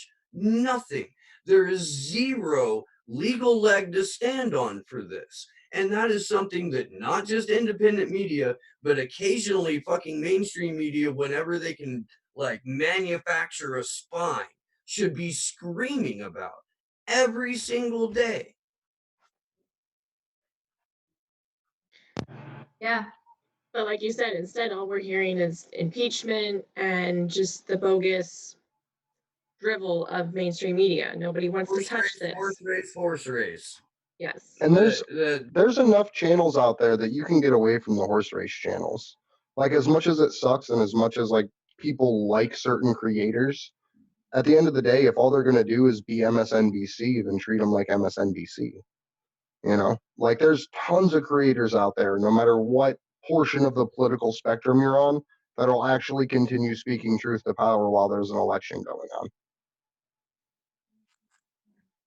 Oh, and to that, Elizabeth Voss will be joining me on my Sunday live stream at 10 a.m. Pacific, 1 p.m. Eastern. I am very much looking forward to her coming back. It is always a fantastic conversation. She's hands down one of my favorite guests. Yeah, so make sure you guys do check that out on Steve's channel. If you're new tonight watching, subscribe to his channel, Slow News Day Show. He goes live every Sunday at 10 a.m. Pacific Standard Time, 1 p.m. Eastern Standard Time. And do check that out. It'll be a really, really good show. That'll be a good one. Always interesting discussions. So somebody keeps asking us in the chat if we look at the comments in our chat. Yes, we do. We can't surveil, or not surveil, but we can't, we cannot put all of our attention. I used to say this word. Putting all of our attention onto the chat. The chat. We actually, for anyone in chat, we regularly copy and paste things from the chat into our Zoom chat.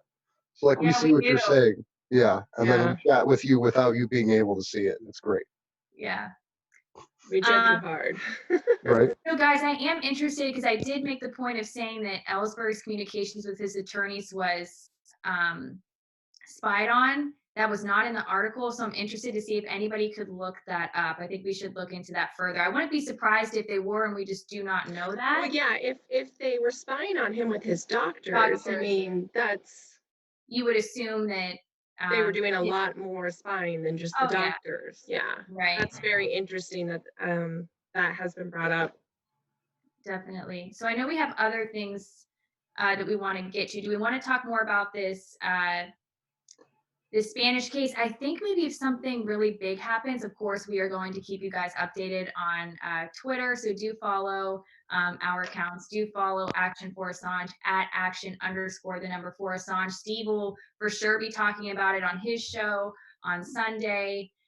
So there's a lot of news. And again, put pressure on your independent media, your favorite people, to really talk about this, because the impeachment stuff, I feel that the timing in all of this isn't so much a coincidence. Yeah, and as far as I know, I'm not sure how closed this testimony will be. I'm not sure if any of it will be released, any transcripts. There's been a little bit of back and forth on the Friday testimony.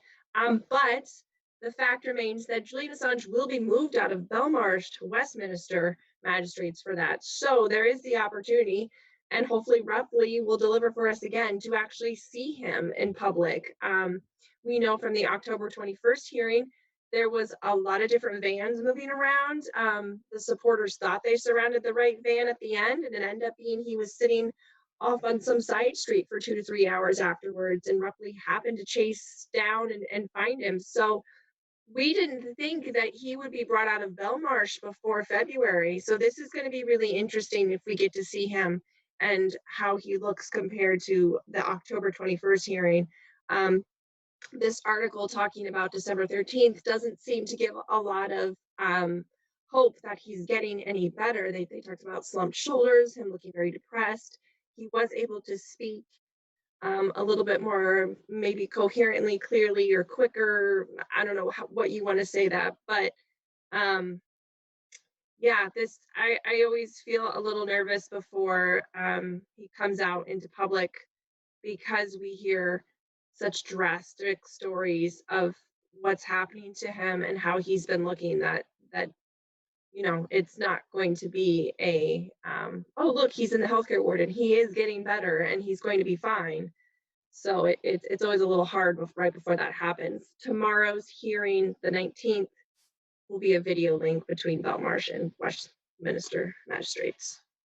Yeah, I always get nervous too about what his condition is going to be like. I am a little bit concerned also about his ability to deliver as far as with testimony on Friday.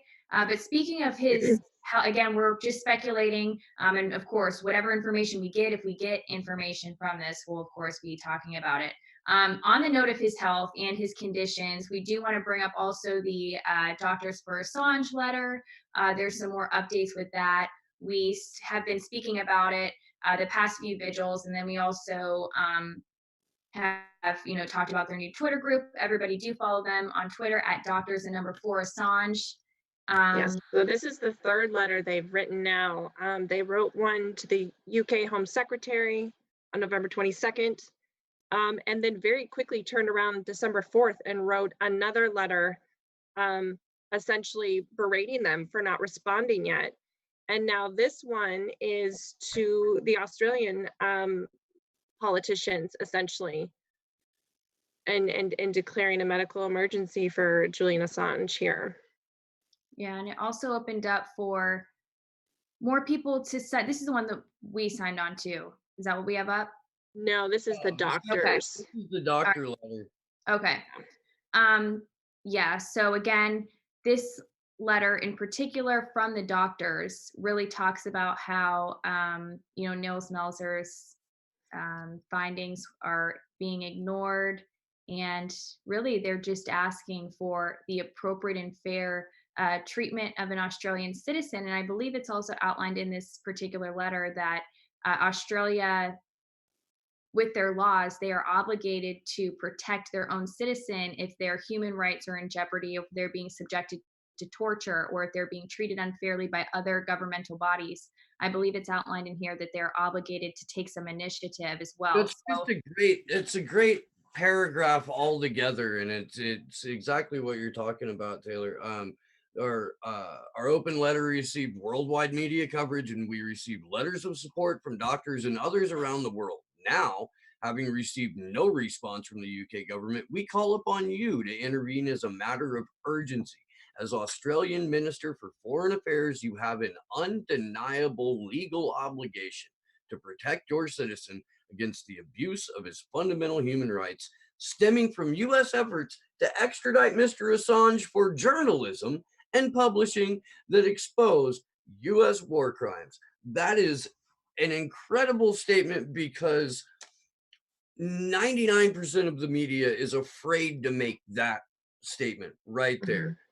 The drawing attention to the fact that he's being extradited for doing journalism and publishing, and that's it.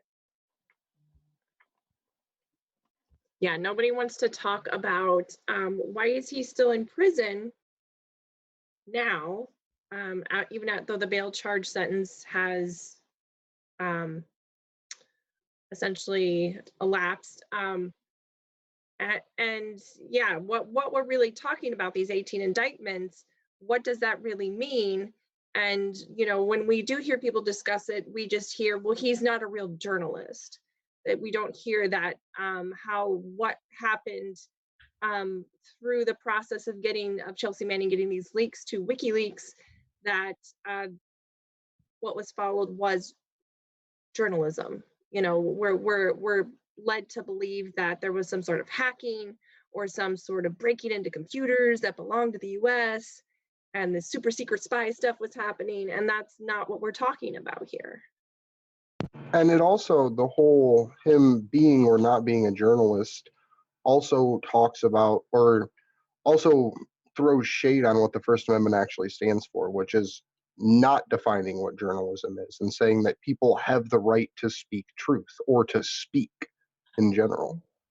Right, exactly. We've talked about that a lot, how that doesn't even matter. Like his status as a journalist isn't something that's legally defined. You don't get a sort of licensure to be a journalist. And actually, within the journalistic community, when I say this, I'm talking about like the mainstream community. There is actually some conversation of whether or not that's a good thing and if there should be a licensure. I think that we have the way it is now is great that we do not have a licensure, because then it allows for the government to then pick and choose who can and can't be a journalist. And you can't tell me for a second that that process wouldn't be very systematic and methodical as to choosing certain people who are going to provide certain narratives to certain issues. So we actually do have a pretty good, we don't have a free press by any means, but the fact that we do not make that distinction is one positive that we have. So Andrew is right that it is really just it doesn't make sense to even mention that, because our First Amendment,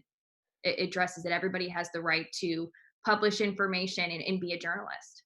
And Taylor, like, I do you don't know? know if this dawns on the people who make the "but he's not a journalist" argument. He's an Australian citizen. Right. Yeah. Like, what the fuck does that have to do with what you think a U.S. journalist, or why are the U.S.'s espionage laws applying to a non-citizen for doing journalism? Like, those are the questions that need to be asked all day, every day, not just by people in the media, but especially by people who consume media, because you ultimately, at least in quote unquote independent media, you have the ability to influence the direction that the show goes. You have like Ron Placone's entire show is audience produced. And every content creator will tell you, I got sent this stuff by somebody that watches the show. I went and looked into it. This, now I definitely realized we need to talk about it. We're going to talk about it. You have the ability to do that. Please do that. So Christy, yeah, please do that. Please put the pressure on them. And if they have like live chats and stuff or like super chats, do that. Tell them that this is taking place, because they may very well not even know that Julian is going to be testifying on Friday, or that he's going to be having a hearing tomorrow. So make sure that you let them know about this, because it's really easy, especially right now, to talk about the candidates and impeachment and talk about the political horse race. And again, this impeachment, that's why, at least for me, I think this, and I think my co-hosts agree, this impeachment is, of course, such a distraction, because look, it's people are talking about the impeachment in the election instead of this Spanish security case, which is extremely disturbing and implicates our own intelligence community as well. And of course, they put it the Friday before Christmas, before everybody takes off for the holidays, so that, no people may not really be paying attention to any news, if there was a news station reporting on it that they were normally watching. So it's just like, let's just position these things in the most convenient spots on the calendar so that nobody really hears about it, And then or pushes their media to report on it. And then the other thing too, you see channels that are like the right wing version of Jimmy Dore and shit. But then also the deeper ones that are, I would say like the QAnon channels and shit like that, where they don't even talk about this kind of stuff. Where they talk about the new drops and all the bullshit and these like super secret science projects by the deep state, but don't actually talk about the war crimes being committed, and don't actually talk about the things that have been laid out in paper for what our governments have done. So that's one of those, just really fucking bothers me when I see someone make a documentary about some crazy outer space weapon, but not about Nancy Pelosi being running on torture. Yeah. Right. Well, I mean, if they're like more right wing, you would expect them not to call out the military industrial complex, right? You'd be Very true. surprised the amount of right wing creators that still call out the military industrial complex, but Good, do it good. in like a ass backwards patriotic kind of way. Oh, okay. Yeah. All right. Um, yeah. Oh, Christy was asking me if there's countries that do require licensure for journalism. Yes, there are. I know Brazil is one of them in particular. I don't know if that has been reversed, but they do require that you have a degree in journalism for you to be a journalist and publish. So, not. I don't think it's a specific like. You have to go take like the bar exam, or you have to take whatever the medical exam is, where you get a licensure to be a doctor and attorney. But I guess that's somewhat of a form of licensure, the fact that you have to have like a formal education. I'm Yeah. sure there are other countries as well. I can't imagine that Brazil. That's interesting because Glenn Greenwald, I believe, I lives in know. Yeah. Brazil. That's what I was thinking So about that's too. very interesting to hear Right. that it's one of those countries that may. Right. I don't know if it's been overturned or not, but I know at one time that yes. And I knew that from somebody I went to grad school with. It was from Brazil. So that's why I know about Brazil in particular. There are others, I'm sure. But again, that is not at all to say that the US has a free press. We do not. We treat journalists who challenge mainstream messages horribly. Of course, we've seen that with Max Blumenthal, with Julian Assange, and others. But we are lucky that we do not require that, because I couldn't imagine how much worse things would be Right. if the state had a right to tell us who could publish. Right. And we're getting there. Like we're getting very yeah. close to that. And Like I especially with said, Julian's prosecution. like I said too, the academic community, there were some professors of mine who were strongly in favor with the state telling the academic institutions, or not telling them, but at least granting them the opportunity and authority to issue licensing to practice journalism and to pick and choose which students they wanted to. And one of my professors was very in favor of that. And in fact, there are others who are just in the journalistic community that agree and think that's a great way to go. It's not. It's like the people that think there should be a test to make sure that you're smart enough to be able to vote. Like it just doesn't make sense. I know. That's like, yeah, I can't believe. Well, and Yeah, there's a lot of other fields that the licensing procedures and just requirements are starting to get really out of control. And I know on a local level in certain states that there are people fighting that and dealing with that. And it's, state by state on certain occupations, on what licensing procedures you have to go through, and how much and how inaccessible that makes that career path if you can't afford to keep up with those kinds of fees. but you know what? In a Even way too, that's a great point. In a way too, now that I'm thinking about it, we don't have like a licensing system. However, at the same time, it's very difficult to be an independent journalist and gain access to certain press conferences, or gain access Well, to that's what I certain was thinking of, individuals. is essentially there is it, because if you're There not with one of the big media conglomerates, then you may not have access, or you may not have an audience to, when you're getting censored on YouTube, or you're getting taken down off of, whatever platform, they are limiting your exposure and who you can publish to and who you can get your reach out to. Yeah. So in a way, there is almost sort of a authoritarian thing going on. Of Yeah. course, this is such an interesting conversation, I think, to have. I think maybe because I was immersed in this world, and unfortunately still am for the time right now. But yeah, it's very interesting. And again, like I said, I can't wait to talk more about it. I can't wait. Yeah, I I would think say we'll we're some going to have a really, much more interesting, broader, more detailed conversation yes, about in the this. future. Yeah. Yes. So I know we have another article to pull up. Is that right? If one of you guys want to pull it up. For some reason, I can't screen share. Do you want to do the independent Australian open letter? Yeah. Okay. And just to point something out, because we talked about it on Sunday with Chelsea Manning's stream, it was letters like these that eventually built enough pressure to get her out of jail the first time, to get her sentence commuted by Barack Obama.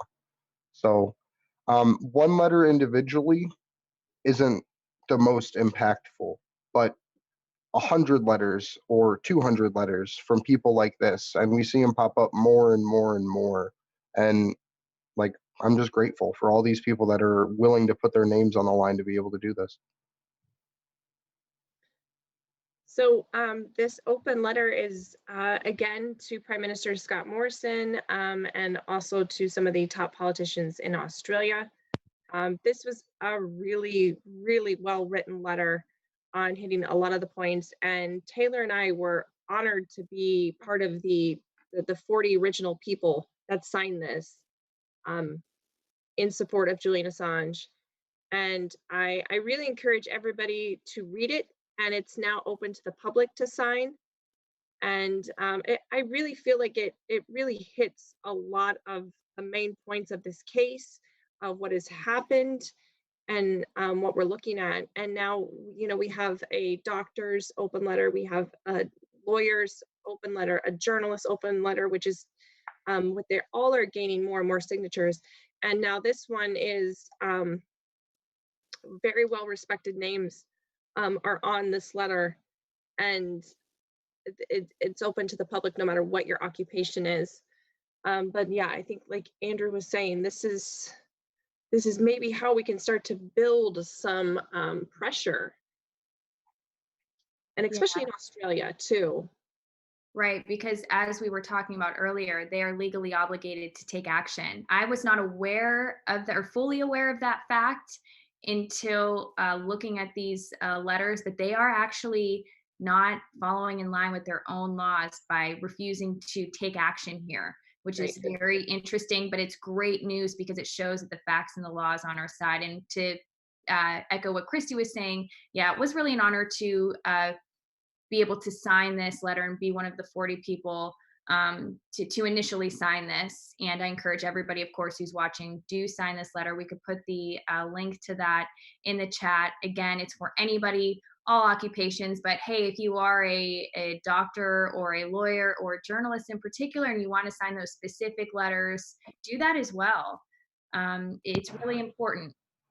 So something to point out about Australia that generally gets overlooked, they don't actually have free speech laws.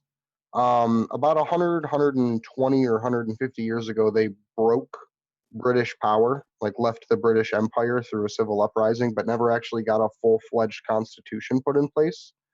They have basic protections, but the federal government in Australia is actually legally allowed to go in and edit news records.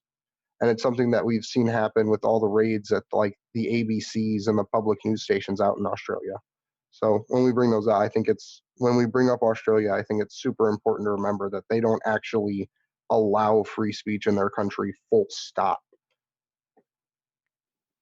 Right. I don't believe, right, that's very interesting. I don't think that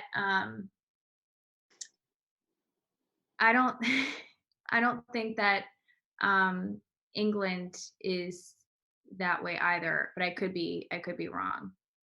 I don't think they have the free, or maybe it's free press laws that we have, or the guaranteed free press that we are supposed to have here. What they have is a relationship with GCHQ, where GCHQ can come in before printing and edit if they want to. And there's a submission process. We have ostensibly the same thing here, where the New York Times or the Washington Post, where it will always forward an article to one of the intelligence agencies, particularly if they're being named in it, because they want to be able to confirm it before they print it. But in that process, you can get shut down immediately. You can be told, no, you can't print this, you have to edit this, you have to change this. The other side of that coin are just in the pocket of, if not in the outright employ of, the intelligence agencies, whether it's MI5 or the CIA or the FBI. The Luke Harding with The Guardian, the perfect example of someone who is, if not being paid by MI5, certainly working at their behest, with just the downpour of smears that he's printed against Julian Assange over the last several years. And I might be wrong on this, but I think there's actually gag laws on court cases in the UK to where the court can order mandatory silence for a given period of time about a specific court case for basically any reason. I might not remember that properly, but I think that became a big point of contention a couple years back in a rape case in the UK. I'm gonna go back to this open letter here in a sec, because there's some really great information in it that I don't know if everyone is aware of, and it is worth it's worth going over. So let me pull that back up, because again, as I said earlier, there is absolutely nothing about this that is legal or even in the confines of reality. Right. We are well above the rule of the law here. And Yeah. when people talk about Julian Assange needs to come to America to face justice, we're not even getting justice in the UK, let alone what's going to happen if he's brought here. So, and this is one of those things where even in the charges that are being filed against him, one of the charges is putting troops in harm or causing harm to U.S. troops and other people that were involved in all this. In 2010, a U.S. official was told in a State Department briefing that the impact of the leaks was embarrassing but not damaging. Again, 2013, a former brigadier general heading the Information Review Task Force, God damn it, investigating the same leaks, testified that they did not lead to the deaths of any military sources. There's every conceivable argument that somebody has about Julian Assange is going to be rooted in the propaganda that can be easily disproven. Assange's character has been much maligned, but it is not subject to legislation. That is a fantastic point. I want to go back to the panel here and just kind of get a few reactions about, that just line after line on these indictments just falling apart under the weight of their own bullshit. Yeah, and it's something that got proved in Chelsea Manning's case too, when the government had to come out in court and say that no one was harmed and no damage was caused by these leaks. Because I think it talked about it in that live what the fuck, it was almost like a conference that they gave where they talked about how Julian spent a shitload of time, like 24 hours straight, going through and redacting names for Was it the politics in the pub? That was Mark. Yeah, in Sydney. Yeah. He talked about how was with Julian during that time while they were the three different entities and WikiLeaks were working together to get these publications get these leaks ready for publication, and how Julian did 10,000 redactions in one night and was the one who was very concerned about redacting names or any identifying information that could lead to somebody getting hurt, and that the Guardian's, I think specifically, was not. Now the media narrative has flipped that, and that has been used over Julian's head for the better part of the last decade, as he was the one who was careless and was the one who said to publish anyway, when we're hearing, first eye accounts that's not what happened. And it's really interesting to me when you watch different documentaries about WikiLeaks and Julian Assange, there is always the Guardian reporters there, and each time it's a different, like, slight little dig on his character. It's, oh, he was walking funny. Oh, he came in with dirty socks. Oh, one time at a dinner he said, oh, if the Afghan informant helped America, that he deserves to die. And yet nobody else can confirm these things. But there's always, the Guardian has perpetuated a character assassination against Julian Assange ever since, in order to cover up their own guilt and their own, if indeed you want to go on the American narrative that this information shouldn't have been published, then why hasn't the American government indicted the Guardian or the New York Times or the Der Spiegel, because they all published first before WikiLeaks, and they were all part of this partnership. So this isn't really about justice. This is about taking down WikiLeaks. This is about taking down Julian Assange. This isn't about making sure that these entities can't publish real facts.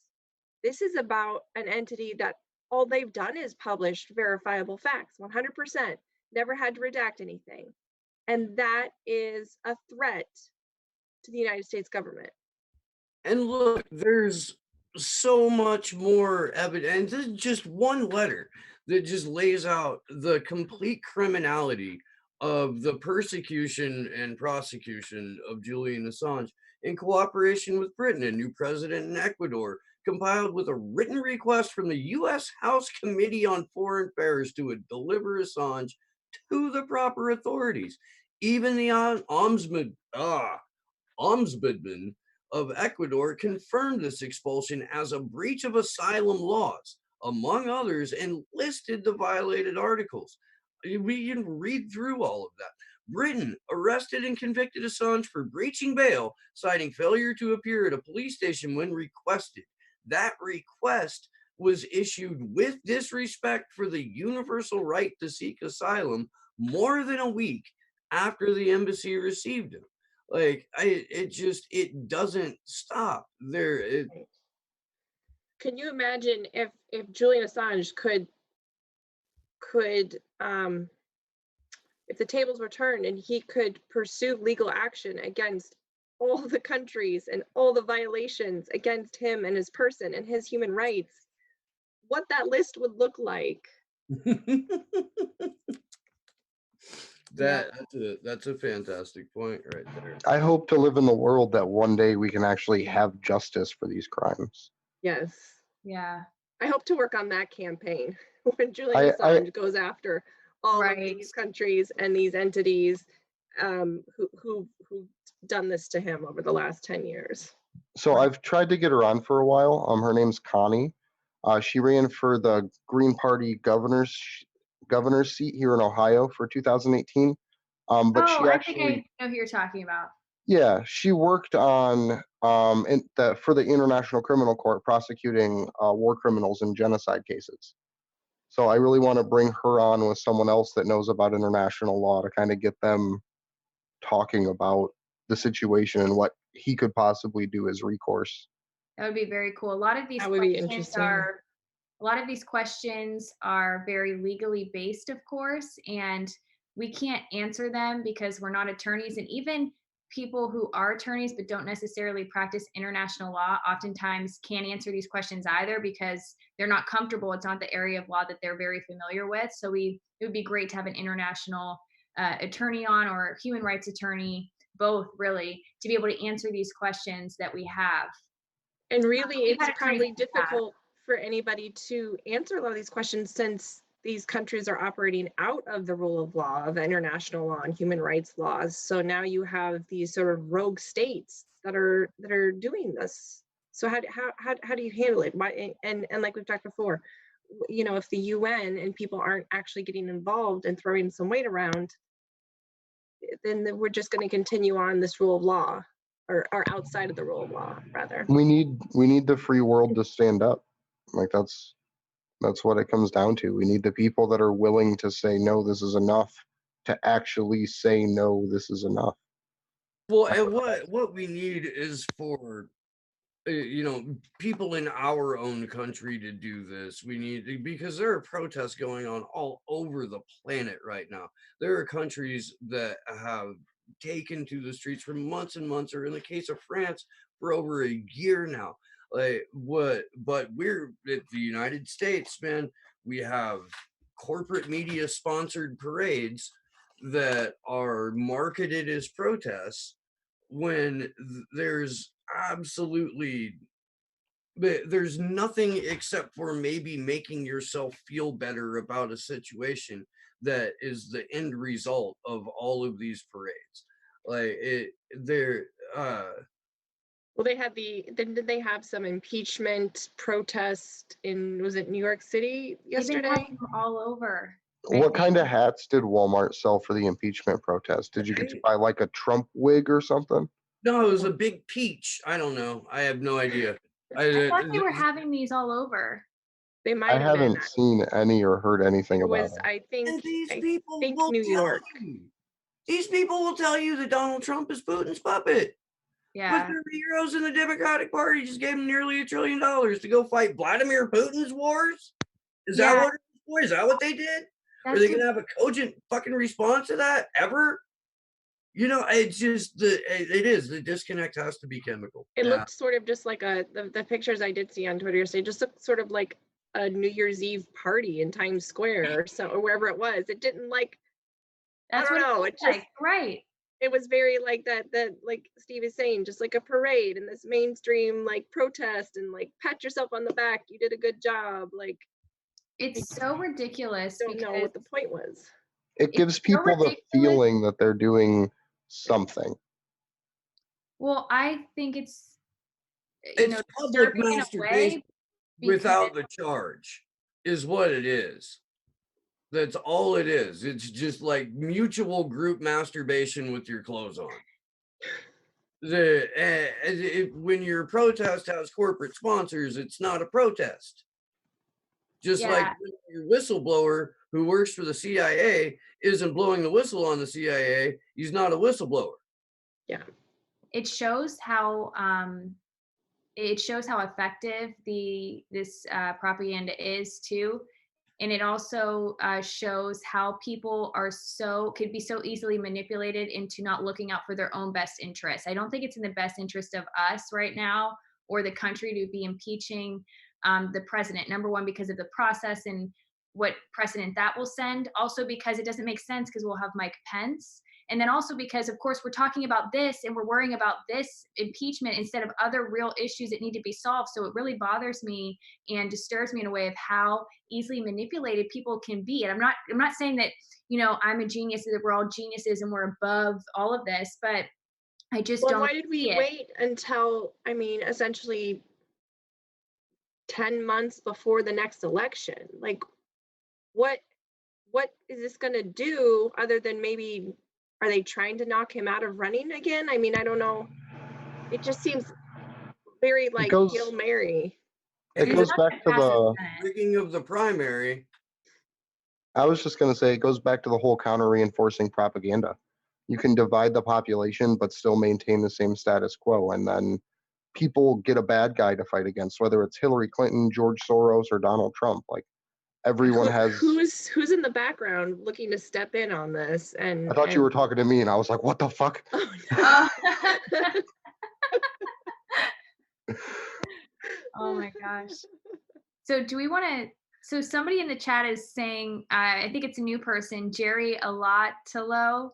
I saw your question to Ray. We had Ray on to talk about his subpoena and to talk about certain specific things. We felt that was distracting to a really, really important issue that we wanted him to talk about, because of course he doesn't have all night to talk with us. So that's why we kept the conversation about something in particular. And again, we don't ignore the people in our chat. We just have certain things that we plan to speak about ahead of time. You're talking about, so here it is. Look, dude, go ahead, Steve. When we have the time to devote an episode to Go for Black, we'll fucking do that. And we're not going to talk about his golf game. Okay? Like, we'll go into this. Fucking chill. Yeah, it is the Free Assange visuals, so we do like to focus on Free Assange news, activism, our guests pertaining to that. We do delve a little into American politics and what's going on, but we all try to relate it back to Julian Assange and ultimately what Julian Assange represents in our world right now. Yeah, that's a great way to put it. Again, it is the Free Assange vigil. That's what our focus is. Steve, thank you for always jumping in to set the record straight when I'm trying to really nicely go about it. Yeah, I love it. And to kind of drive the point home, we talk about fucking everything on this show. Like there's No, we talk about like a lot of stuff. yeah. And generally if we want to talk about something, we get a guest on to also talk about it that would know most specifically about that, even if we're informed about it. Yeah, and I would So love to go through Burisma Holdings with Jason Burmis because I know that he's got an entire freaking stored file on it, and that would be a fantastic deep dive. But honestly, that's something that like would usually take place on Slow News Day, not on the Free Assange Vigil. Like, Yeah, yeah. subscribe Yeah, to the that's a great channel, point. and you're welcome to, take part in the conversations that we have over there. Like straight up, please do Yeah, that. typically the three of us are in Steve's chat, so it's sort of a different feel, but we're all kind of in there talking about, yeah, the topics that we don't get to cover here, and it's an awesome time. So you should definitely join in for that too. Yeah, and again, that is Sunday. We really pitched Steve well. That is Sunday No, I need to start a at show. 10 you a.m. need to come in, Andrew. It is fun. Yeah, it is fun. And every once in a while, Sam Tripoli will come on and talk about twerking Israelis. So I mean, it's a festive atmosphere. You gotta love those Israelis. Yeah, but again, the reason why we cover this and it's the Free Assange Vigil is to bring awareness to Julian Assange because we know that it is not going to be covered. So this is the one place where everything that has to do with Julian Assange will be discussed on this platform, but we want it to be discussed elsewhere, which is why we always encourage you guys to encourage your own, favorite people in independent media to cover this, and then also take initiative on the ground and be involved in your own decentralized activism. I saw some of you in the chat talking about how you want to bring signs to free Julian Assange and free Chelsea Manning to like the Women's March. That's great. That's a great idea. There are other protests going on. Have like a sign where on Climate one side it has change. one message, on the other it says free Assange. Do that. That's such a great thing to do. We absolutely encourage you guys to go to these other events like a gay pride event or LGBTQ, the Women's March, anything like Anti-war that. marches, Yeah. climate change, anything you can find that's going on right now, you can support multiple Trump causes. rallies. Go to Trump rallies Yes. and talk issues specific about WikiLeaks and Julian and the torture and the Bush war crimes. And you will find that most people there will respond favorably to what you have to say about it. And if you start passing out free Julian Assange signs at a Trump rally and they get inside, that's his base is literally the only group of people that can get substantive change done within the United States. And being able to influence them was probably one of the most important things. And I think going to Trump rallies and meeting people, shaking hands and saying, hey, help me fight for this. And if Trump truly supports it, then he'll do it too.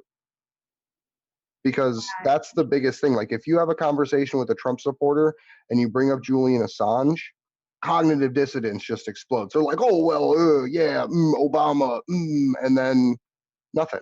And you're just like, so why is he letting him be tortured? And there's no answer. Yeah, and remember with Bush too, I mean, it was Trump who was calling out Jeb Bush early in the 2016 election, about his brother's crimes and all the bullshit in Iraq and in the Middle East. So they will be very willing to hear you talk about that. So definitely, and I think it was Andrew, you said that it was Trump's base who could really make a difference with this. I just saw an interesting comment with this case. By the way, before I forget, I saw, and then we'll address a question. I saw Abort You in the chat, which is Josh. Josh, I want to thank you so much for all your help. You know what I'm talking about. Thank you for helping me with some really, really complicated computer graphics, interactive graphics stuff. You know what I mean? Thank you so much. I'm really grateful. You do awesome work. And I wanted to make sure that I made note of that and that I told you I am very appreciative for the help. And then we do have a question here. I think this is addressed at Steve. Yes, I think the Steve should take this one. It's in our chat. Yeah, and Aston answered again. Why am I repeating myself? not what we're doing tonight. We will cover it. I'm sorry that you're not getting your way. I think a further point could be made that, yeah, there are a lot of things Julian Assange would be talking about if he were free, but he's not. He's been gagged, he's been silenced, he's been arbitrarily detained. So we have to focus Exactly. on freeing the man so that he can talk about all the things that we would love to hear him talk about and focus on. And how many things do we not know because Julian Assange has not been allowed to work? So right now, the focus has to be freeing Assange. Right. Hey, somebody mentioned something, and I did want to address this, guys. This is totally off topic, but it's something that we should talk about it because I don't know what's, or at least mention. Somebody here, Iron Chef, is asking what happened to Charles Clark. Honestly, I have no idea. I did a weekly segment with him on Fridays. I have not heard from him in over a month now. I have tried contacting him. I have not heard from him. I am getting concerned now because nobody that I know of has heard from him. I don't know why he would just do this. Again, I can't, fault him or say that I'm angry, but people are very concerned, and I do wonder what. Oh, geez, Steve, I saw your comment. I hope not. I hope not. I can't deal with that anymore. I was addressing a comment that Steve sent to me, not about Yeah, so Charles. Charles, the last time he Yeah. even was on Twitter was November 6th.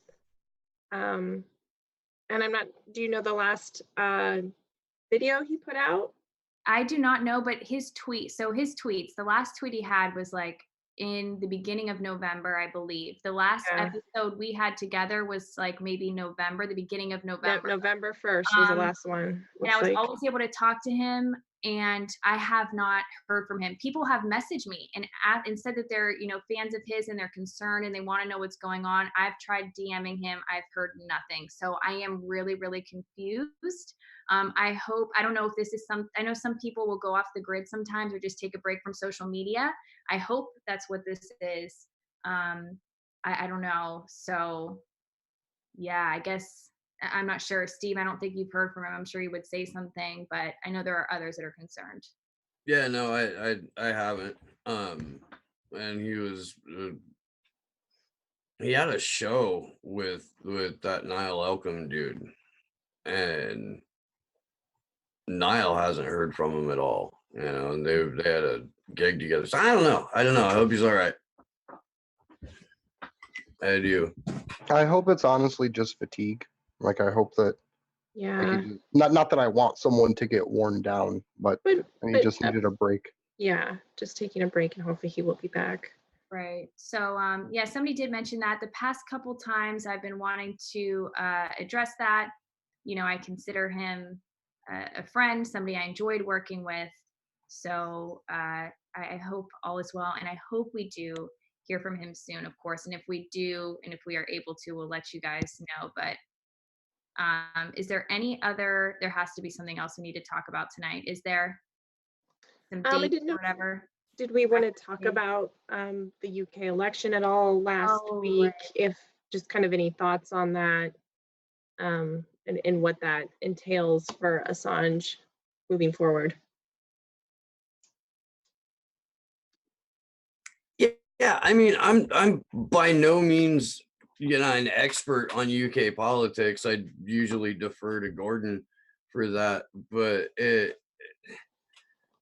Jeremy Corbyn going into that election had a negative 40 approval rating. Like, it was going to be an uphill battle for him anyway. And he started out very populist and started out with at least a decent position on Brexit. And over the last 2 years, pivoted hard to the center in terms of what his policies were. And you can't look, Boris Johnson, of course, was going to run as a fake populist. Donald Trump was very successful running as a fake populist. The only way to combat fake populism is with genuine populism. And if you're going to pivot to the center, you're running away from everything that was genuine about your message in the first place, or was supposed to be genuine about your message in the first place. And it says a lot about how willing that person would be to roll over for the national security state. It says a lot about how they would govern in general. If and if there's any parallel to be drawn between Jeremy Corbyn and Bernie Sanders, it's that. The I guess the unwillingness to speak up for the things that truly mattered, because Jeremy Corbyn could have stood there all day every day during that election and just beat Boris Johnson over the head with the fact that Julian Assange was locked up in Belmarsh prison. He could have beat Boris Johnson over the head for wanting to fully privatize the NHS and clearly having, connections with US oligarchs in the process of that.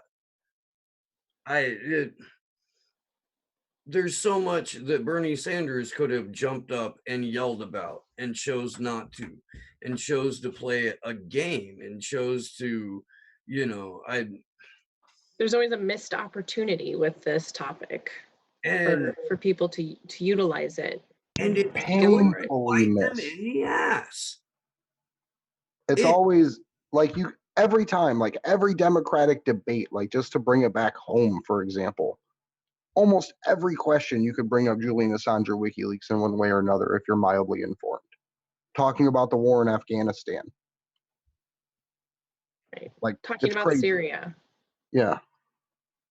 But like all of if these they brought it up, then their true cards would be shown that they are actually in agreement with the Trump administration, that they want to persecute Julian Assange, and that they don't want WikiLeaks to exist. Well, then So that's why wouldn't it doesn't the get brought up. ideological allies bring it up? Because there's supposedly 2 people on that stage that are in favor, but it gets brought up in YouTube videos.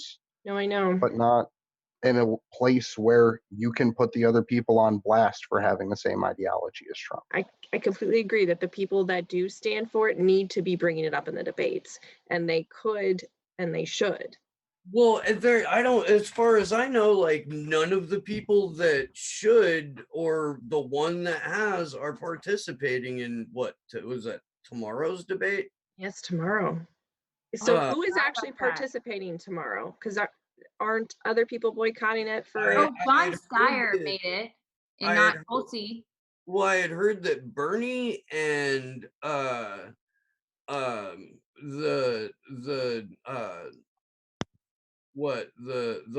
white woman of color that is Elizabeth Warren. She's transracial. You can't talk about that. Transracial. I don't know. I'm also good with Grandma Oatmeal. That's Burmes's one. But I'm good with it. But her and like one other that we're going to join a strike or some shit like that. And that's why they weren't gonna go debate. But then I glanced somewhere and saw that for January's debate, CNN left Tulsi Gabbard off their poll. Oh, wow. Yeah. Yeah, I mean, they are not even hiding. Well, they haven't. That's even the debate that's going to be in Iowa. And okay, so you guys saw the text I sent you about the comment? Not that it's a big deal, but I just thought it was really odd, and it's authentic. I sent it to our group chat about how she liked Meghan McCain's post on Twitter about conservative girls stepping up. Yes. I thought that was so weird. Like, not that I'm like going to lose my mind about it, but I thought it was really, really odd. And it's that one is a big legitimate club. thing. It's one big club, and we're not a part of it. But don't you think that's weird? Or am I the only one that thinks it's super fucking weird? I would think it's weird if I thought she was an actual, like, legitimate anchor for revolutionary politics. Like, I would think it's weird if I believed in her, but I don't. So I don't think it's weird that a conservative would like a conservative post about conservative women. Is it because Meghan McCain has come out in support of Tulsi that you think maybe she then liked the post? See, that's what I was thinking too, but then I was like, I don't want to fall in this trap of like making excuses for her because I literally go off on burning people when they make excuses for him about not Right. supporting Assange. So I don't even want to speculate, but it's not a big deal. It's not like she's harming anybody by doing this. It's just really weird. It makes me question her genuineness, Well, if that's a word, or her being genuine or her authenticity. she does this quite a bit. You know, Sorry, you were lagging on us. Yeah, I you're was like, just going to say she does it quite a bit where she talks out of both sides of her mouth, where you can clearly post one video about Joe Biden calling every black person in the country the terrible worst thing in the world. But instead she's like, oh, Joe Biden's not a racist. Like, oh, you can hug and dance with war criminals. Like, it's cool. Like, everyone's a person. So Nico House told me that the reason why she won't go against him on that is because she was friends with his son who died. I think he said that they were good friends. Maybe I'm wrong here, but I'm pretty sure he told me that. Hmm. Somebody could look into that, but that is why there's like a personal connection there because she's I friends with like, his son. look, If you're willing to have a personal connection to a war criminal, you're not someone I'm willing to vote for. yeah, war criminal adjacent is kind of bad enough for me. I understand that is every elected official. I understand that. I do. But that's the problem. I mean, that's something that we would like to get away from. And personally, like I advocate things like collective ascension because that's what it's going to take. But because I don't think that any of our isms have worked, they have all in fact failed. So we're not Yeah, I just thought I never would bring gonna that. I know I legislate kind our of, way out of an oligarchy. We are yeah. never going to have a revolution at the ballot box. The systems are designed this way on purpose to not be able to be changed from within. And the DNC has a dozen new ways to rig this primary than they had available to them in 2016. Yeah. And at the end of the day, it's a black box voting machine. So even if someone wins by votes, they With change. Microsoft and DARPA in Right. charge of it. Yeah. Like Tim Canova is the best example of that. You know what? I have to say this. I was watching Gordon Dimmick's live stream the night of the UK election, and his guest was Jamarl Thomas. And Jamarl tried to deny that Tim Canova was cheated in 2018. Flat out. How? Well, Gordon brought him up, and Jamarl was like, yeah, really? But did he? You know, are you sure? That's a Bernie bro. Like that's someone who's gonna die hard follow a man off of a cliff. That's insane to me to deny reality like that. And Mhm. to what? To there's I mean this is a guy who is fairly a fairly big proponent of logic, right? Well, So Daddy Sanders unendorsed him. Like how can Jamal support someone that Daddy Sanders doesn't say is okay? it's just I mean it's weak sauce, man. It is. It's sad. Like, Uh, especially to the lengths that we've gone to show what the fuck has happened to him. Because he's been on here. I literally ran like a 3-hour live stream of his event about the rigging of our yeah, elections. no, I know. There's Yeah. like four of his events that I've shared on Slow News Day's face page. And yeah, I mean, He's the person I look to, like when I'm trying, when I don't know what the fuck to do, like in a political situation. I'm like, okay, well, who's supporting Tim Canova? Like, which, like AOC? Nope. Okay, she's off of the list. Bernie Sanders? No, she's off of the list. If he runs again, we'll see what Tulsi does, because he said he was running, and then I think he said he wasn't running again. So it's still kind of up in the air. But Yeah. And look, I'm reading some of this stuff in the chat, and look, I do have to say this, man. There's everybody is on a path, and a lot of people like get stuck in one zone or another, or get stuck like on a content creator that they know isn't teaching them anything anymore.